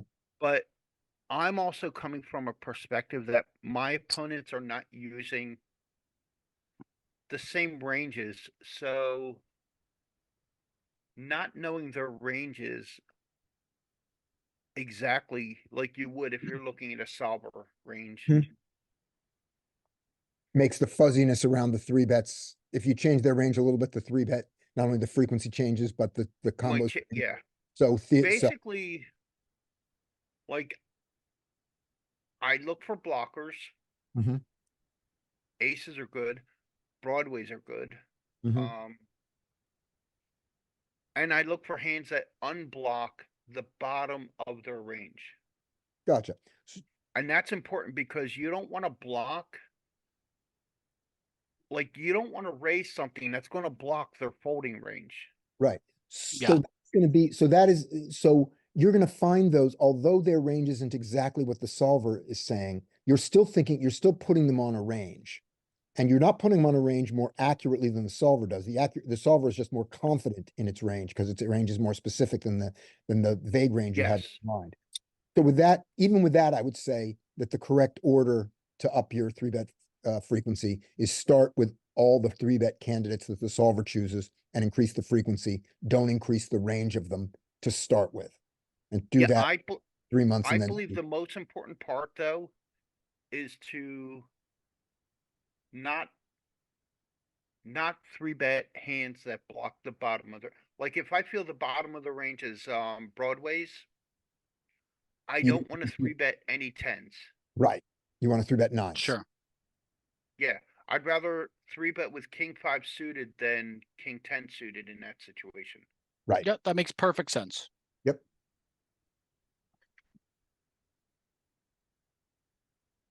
So he just gets to win with this non-standard play, right?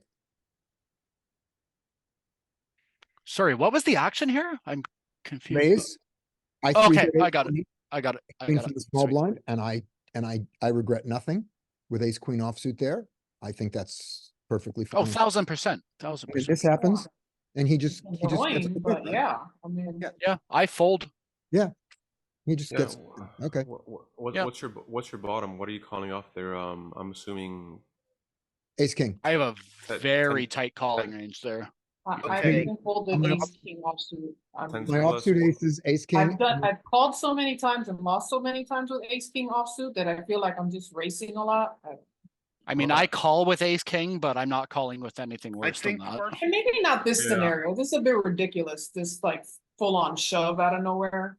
even This ace is a queen. pretty loose configuration button, small blind. It might Maybe be ace queen callable works. in a solver, but when you talk about population, it's probably a fold.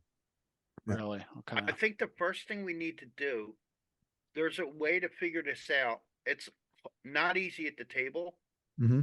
but you need to establish a baseline with what would our MDF range be here? Mhm. Because if he's It's going to be doing this- tight. if he's doing this balanced, we're supposed to call with 2 times the MDF. Yeah, I kind of Okay. agree with that, and this is going to be online, right? So like It's still going to be tight though, like real So tight. Yeah, it's going to be tight. And So, how I many mean- times has he done it? You know, like I just. This is the fast game. We've never seen him before. We play one hand with him and then he goes away. So Yes. he's at Oh, okay. 20, say 2350. So you have no idea. Scotty, we can look at this in the solver, can't we? The solver's gonna fold. Yeah, the solver's gonna fold the ace queen. Well, Yeah. I the don't only know hand that that it is. might, Oh, let's just do it. in the Let's do it. solver, the only hand that might do it will be ace king. Yeah, let's hear. Let's go. That's easy. Yeah, I mean, for me, I'm calling queens plus an ace king. yeah, That's it. I'm wondering what Those ace 6 queen max suited here. does. I mean, you put me with jacks in that spot, I'm going to have a real hard time folding because I'm going to convince myself that he's jamming with ace king, and here I'm we go. going to call for the flip. Fold, 100 bigs. 100 bigs. Thank you. Yeah, I think that's So, bad. I think Yeah, we're I learned supposed how to bad call- those queen calls were. So think we're supposed to call with about 30% of our range. Yeah, switching from, I was tournament 2 and then recently started studying cash and it is such a huge difference. oh, it's a totally different game. I mean, there's so many things that you fold in cash that it just turns your stomach. This But is in- also my only source of Oh, income, so oh I my have to God, pay my look- bills from poker. So I'm Look trying at to make that. it as easy as So we can possible. This is not realistic. Right. So we can see I- solver does call, you know, it's indifferent to it. So to population, I think it's a pretty easy Scotty, fold. please go back. Yes. What did I do wrong? Ace queen Go, suited, right? no, go back to where we call. Right. But so big. Oh, yeah, you're right. I just said button goes all in. That's not what I wanted. No, yes. Yes, it's a button. Yeah, Button goes all in. right. And this is our call. Yeah. All right. I just said we're supposed to call about 30% of our range. Mm-hmm. You were And spot it's on. at 32. Yeah. Ace queen's calling very Ace queen. heavily. And yeah, like I'm saying, like versus population, I think ace queen's a pretty good fold, an easy fold. This I has agree. to be against, you know, Yeah. even against a solver, it's indifferent. Right. What about ace queen This is suited? his theoretical. This is his theoretical range and of all ins, and I don't believe it. No, Sure. I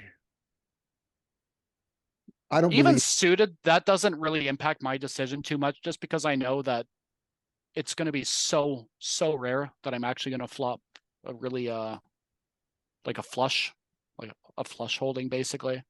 So that ace queen suited doesn't push me towards calling much more than ace queen offsuit does. I'll argue why it should, but Oh. that's a different issue for now. So Yeah, I know the arguments, but it's just like I look at the percentages and it's just no, like so no, low. my argument is you're looking at the percentages wrong, and I'll tell you what. Okay, Tell you why in a moment. sure. But let's go right on this.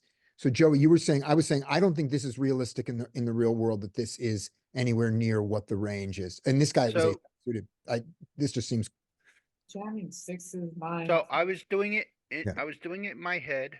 right. So I came up with 30% and we three Okay. bet 15%. So 30% of 15% is 4.5% of hands. Right, So MDF, we have to call with the top 4.5% of hands. right. I know 5% is like nines and ace queen. Yeah. So there you go. And there's the, So Okay. I would put, if There I it is. had to do MDF, I would probably cut off I would have probably cut off half of the nines and half of the ace queen. Okay. Okay. And now.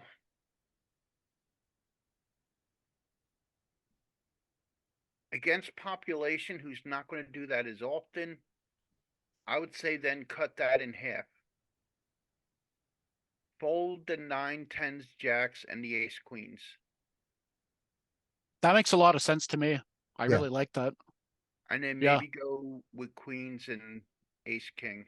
That And- seems like a really profitable strategy in practice that's actually going to make you money, not And I- making stupid calls. And I'm thinking maybe leave the jacks in, but I agree with you. Well, yeah. If you want to do the 10% of aces, then the Then nines come out, ace queen comes out, but 10s stay in. yeah, good. So I'm fine with that. Okay, now on the suited argument.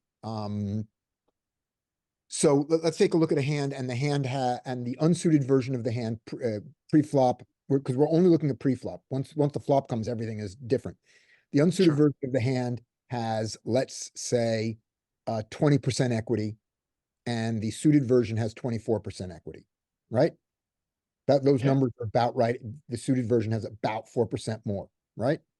Yes. So you look at that and you go, I'm not going, that 4% is not enough to sway my decision, because you're thinking it's only 4%. But that's not the way to think about it. You look at, when you're comparing the hands to each other, you look at the difference is not 4%. The difference is 20% better.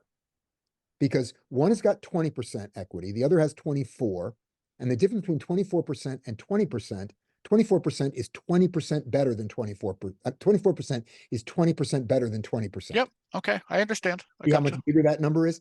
And that's where, and that's just the way your brain looks at it, and it subtracts instead of divides. Okay. And Yeah. I'll give you the other way to think about this that jumps in. You are a 90% free throw shooter, and you're looking at a 90% free throw shooter to a 95% free throw shooter.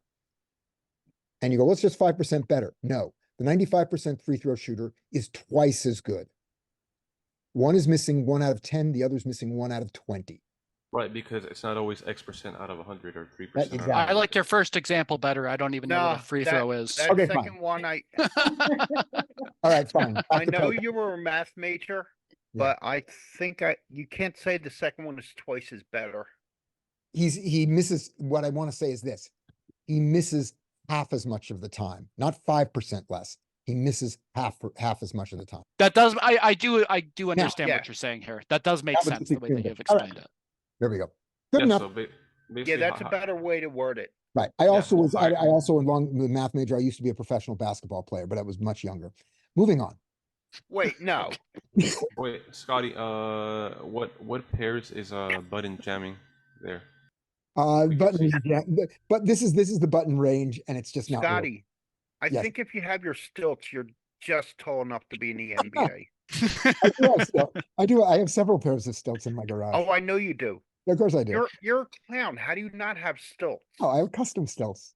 I have $1,500 stilts.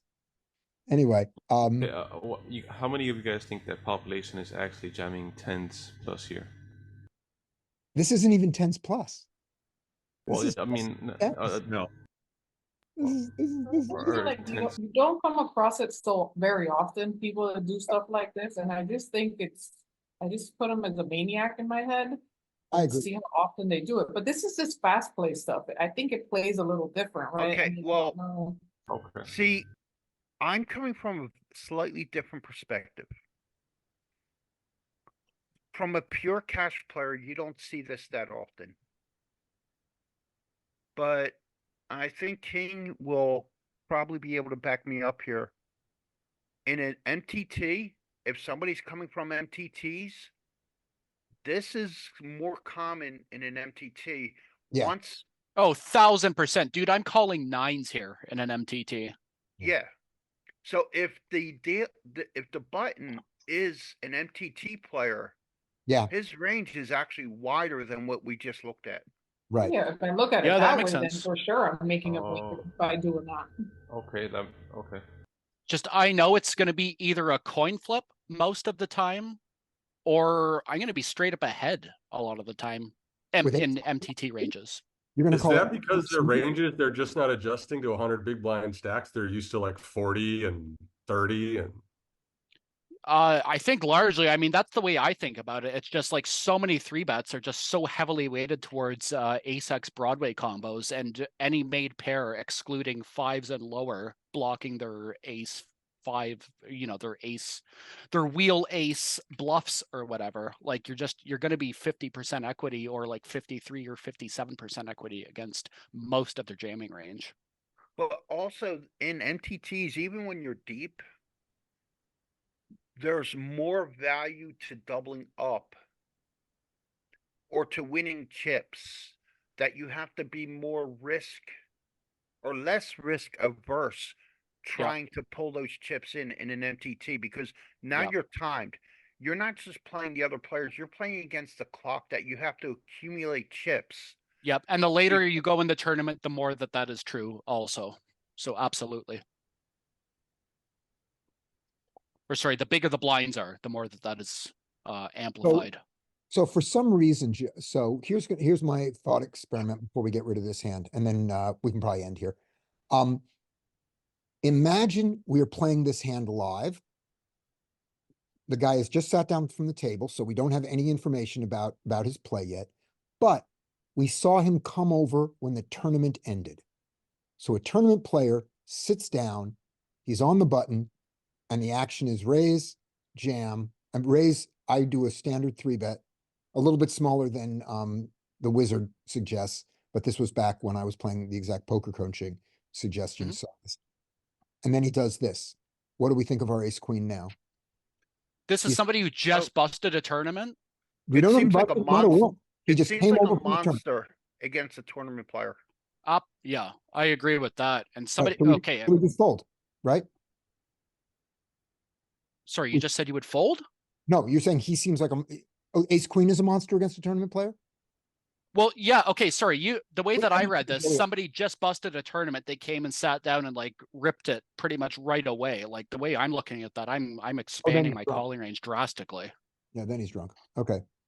Well, but is that because he's a tournament player or because you think he's tilting because he just busted out?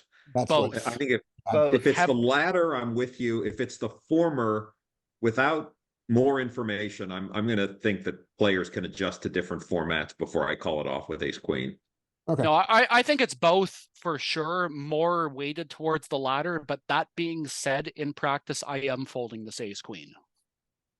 Good. All right. Now, I'll put it this way. I've played MTTs. I've been playing poker for 20 years now. And most of that time has been MTTs, but I have played cash. And I'm a lifetime winner at cash. Sure. And I just started studying cash like about 8 months ago. And the way I played cash before, I was thinking like an MTT deep stack player in Yep. an MT, and it was way looser than what I should have been. Yep, that's what I'm coming to terms with over these past few weeks. So I'm with you. So if the player's used to playing MTTs and they walk over to cash, unless they specifically studied cash as well, they're going to be doing that too wide. Right. Yeah, I agree. And if they're going to be doing it too wide, ace queen is the nuts. Yep, and coupled with just question. busting a tournament too. That's Absolutely. a question. That's a question to Joey based on your logic. If it's Well, I'm not necessarily putting them on tilt yet. no, not on tilt. Just I stated my my thought experiment wrong. I wanted to say we didn't know anything about his play. Okay. But it really is, here's what it really is. We're in the small blind. We've played one hand. He was there, and when we walked into the casino, we saw him playing in a tournament. So we just know he's a tournament player, and he does that. We don't know he busted out. He didn't Okay. just come to the table. He's been there for a while. We just saw Okay. him playing a tournament earlier in the day. Now he's playing cash. This is our second hand. We 3-bet him with ace queen, and he jams on us. What do we want to do with the ace queen, knowing that he's a tournament player? Joey, and it was Joey's thing talking about wider. Does that make you want to call him with the ace queen? Or does it Yeah. just, okay? Because ace, I because definitely want to play at least MDF versus him. okay, Theoretically, yes, but Okay. in practice, I know I'm still folding. okay. Thank you. Yeah, because it's only one hand, and we're just making assumptions. They could still have a pretty good hand. Yeah. Yeah. Yeah, but how many times do we go off making assumptions about other players? And We we have- act on it. Like, 'cause one of the main, I see this in the Discord a lot, or oh, he's a fish. Mhm. I'm going to bet large here, or we make other assumptions in the other direction without the evidence. Yeah, I think that's And probably I more like of a when- generalization, but I And when think you're that we playing can make it. live, when you're playing live and an Asian guy sits at your table, you're going to make assumptions about his play. Right, like Yeah. I'm gonna assume this guy's not doing that with aces or kings because they're not gonna get enough money from us. Like most of the time, people aren't gonna just fall off. I think they'd slow play that a little, not slow play, but they wouldn't be just ripping aces there. I could see it with. Well, No, I they- agree. I could They see it with shouldn't be, queen. but I can tell you that I have done that before, thinking like reverse psychology type thinking, and Yep. got called off with aces. And that does work a lot, but just like when it comes down to the math of the combos, it's gonna be an ace king combo more often than it's gonna be like the ace or king. Yeah. So, Because So I lied. but when I hear you. Like Go on, Joey. it makes in sense. tournaments, one threshold that we see in tournaments that we don't see in cash as often, or nearly as often, is that once Scotty's 3-bet is more than 10% of what is left in the stack, you can shove. Left in his stack or left in the effective stack or Left in the effective stack. Because okay. 10% of the effective stack is a shoving point for MTT players. Yeah, okay. That sounds about right. So I mean, there's a once lot of Scotty- situational play where you can rip it in pretty weird circumstances, but I hear you. So once Scotty's 3-bet crosses that 10% threshold to an MTT player, that is a green light to shove. Yeah. No, I hear you. That makes sense. he raises to 3. Logical. I go to 10. We've got 50. We've got 100 left. That's 10%. He can do See it. you, Matt. See Yep. you Monday. I lied when I said this was the last hand, because this is the last hand, because this one's more entertaining. Sweet. There. Okay. Raise. Defends ace deuce. Flops a backdoor flush draw and a backdoor straight draw and an overcard. I bet small. I think Yeah, you're that's not supposed even to this one. bet larger Uh, on that board. on 3, 6, On 7, 4, 5. No, the straight is available and he's got 4, 5. For me, this is a mix. I'm doing a lot of checking and I'm also doing a lot of betting large. Well, Never I bet think small here. I think Or- what may change that is this is a donking board for the big blind too. Yeah, it is for sure. So we are. Just these boards that have like very little range interaction with me. I mean, I'm majority checking here, but the times that I am betting, I'm sizing up either like 66 to 100% pot. I mean, I I think could you're be going to see the wrong. linear progression with tens betting more than jacks, then queens, then kings, and then aces. I mean, I could be Okay. wrong, but I think on boards where the big blind has some donks, that when we do bet, we do go a bit larger. Oh yeah, I think it's large for sure. For I sure. I don't think we go too large here. Why am I not seeing a range? Why is the big blind not showing me its range? Oh, because I've got the all-ins there. There we go. All right. So Why doesn't it have like 100 or 125% size? that Well, a look at the big blind should be donking every, donking range. oh my gosh, have you ever seen this? Have you ever seen this before? Never that. Nope, No. not This that is frequency. This insane. hand just got a lot more entertaining than I thought it was. Wow. Yeah. Wow. I mean, Okay, never mind. When it's this bad, I don't think we bet large. Yeah. I didn't think Yeah, so either. we don't. This But- is their But kind of board. boy, But I That- thought we'd be more polarized when we do bet. We probably might still be. yeah, this is- sorry, can we look at the under the We're gonna gun get there. frequencies the here big- for a check this is the against big a big blind. No, this is him. This Yeah, is no, I see that. 100% I see And this look, donk here. One of but the hands that does check the most is the hand he because actually he has has. ace deuce. So now I know in But- practice you're gonna see checks a lot more than that 94% bet. So so I check a lot and my bet sizes are they are smaller. Wow. making Okay. 30. No, Well, not, they're there not- is they're some not small. 75 and 50. Yeah, this is a Yeah. big, this board has more big bets than I thought. Yeah. That Joey thought it Fairly did. evenly distributed too. It's Yeah. not like it doesn't really prefer one over the other too much. And then again, you do see tens bet more than jacks, and jacks bet more than queens, and queens bet. Well, kings get in there a little bit. Here's But your, look how much we actually check. yeah, this is the world this is the world of reverse linear now. Okay. Where do our big bets come from? No, that's they're- just like they're such a distributed slam across dunk everything. chunk or slam dunk spot to randomize. And when you roll a bet large, and when you roll a check, obviously check. Yeah. But I like a 75% pot here personally So with tens. I did between 33 and 50. I did about 40. But I wouldn't have been wrong either if I said. You would two, not have been closer wrong. to two. No, absolutely not. Look at that. Look at the rainbow of I mean, flavor. Two yeah, would have been my- It's just like a spot where you can choose your line, you know, what line are Yeah. you going to take? Just Yeah. play it properly, whatever you choose. Can Well, you just the ice- way I envisioned it is on big blind dunk boards. I didn't realize it was that strong a dunk board for the big Oh. blind. Yeah. Oy. That I- we're going to be checking a lot, and then I think that polarizes our range a little bit. I think you only see it that high on rainbow boards too, Can we please because that's isolate, really, really high. I've looked at a lot of dunk I've spots never in these seen types that. of I've never seen boards. that before in my life. Yeah, that's crazy. Yeah. Well, But how Skate, you were often saying? have we looked at under the gun versus big blind dunks? Because Yeah, we usually look on big blind versus late position. yeah, Yeah. yeah. Yeah, it's usually cut off for hijack or button versus. But Oof. yeah, no, that's true. Skate, you were saying? Yeah, I just wanted to see if we could isolate the 75% 7.3. Sure. It's kind of small there.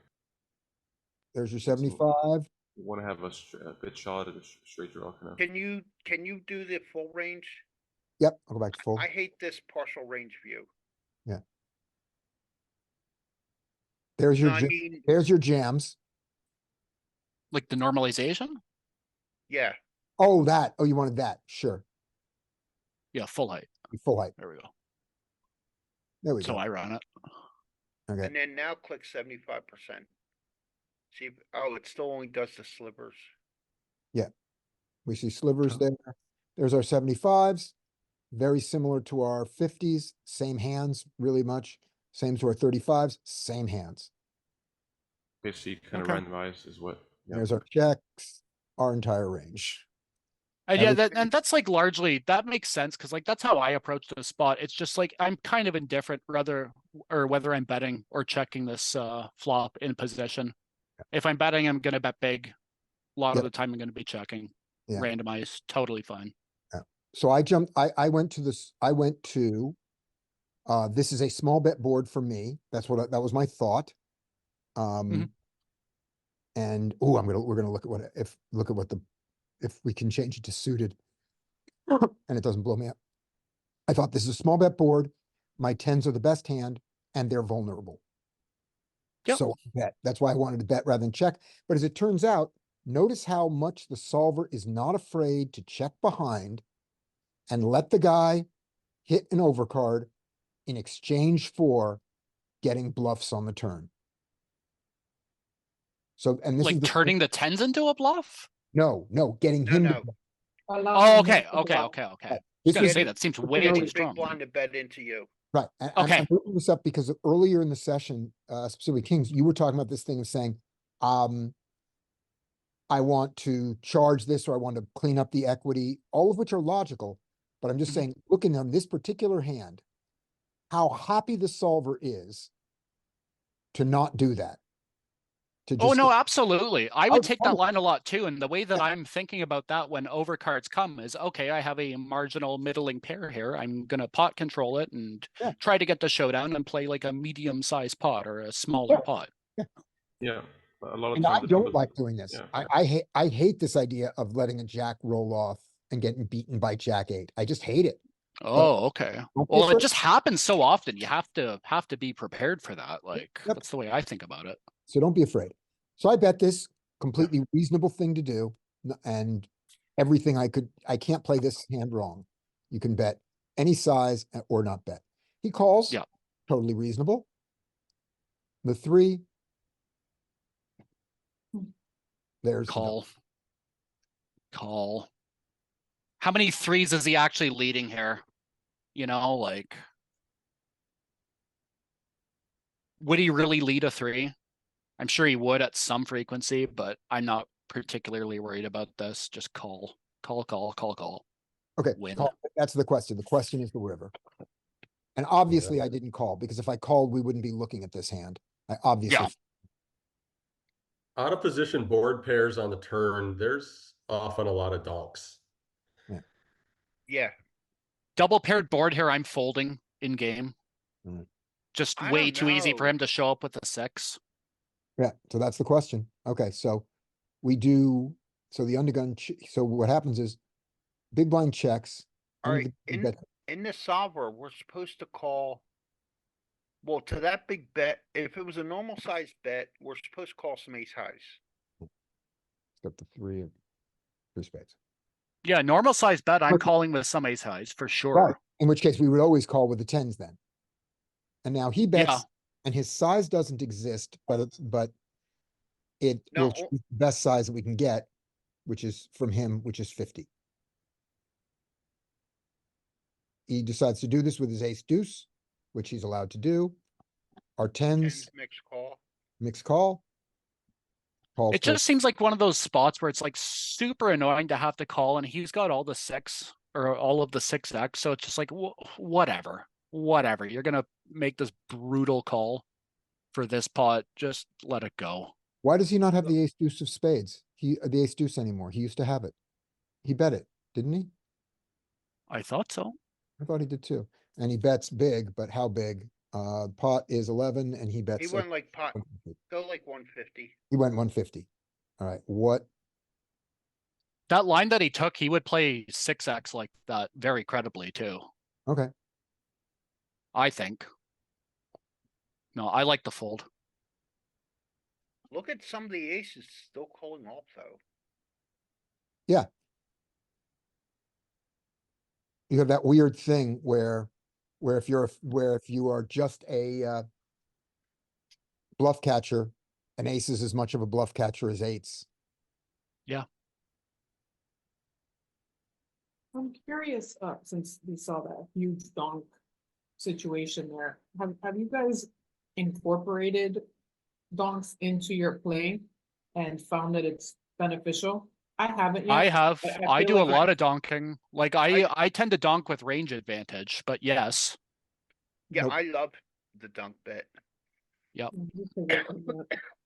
Like this board, okay, we saw this was like 94% donk. I don't find it that often, but I'm donking that like probably a good 50%, I would say. I'm just like, it's so hard for under the gun or low jack in this case to have any sort of board interaction or any sort of range interaction with this board. I'm like, I'm donking 7 high board on a rainbow. You Where he know, has no just straights. any other low card that comes on the turn.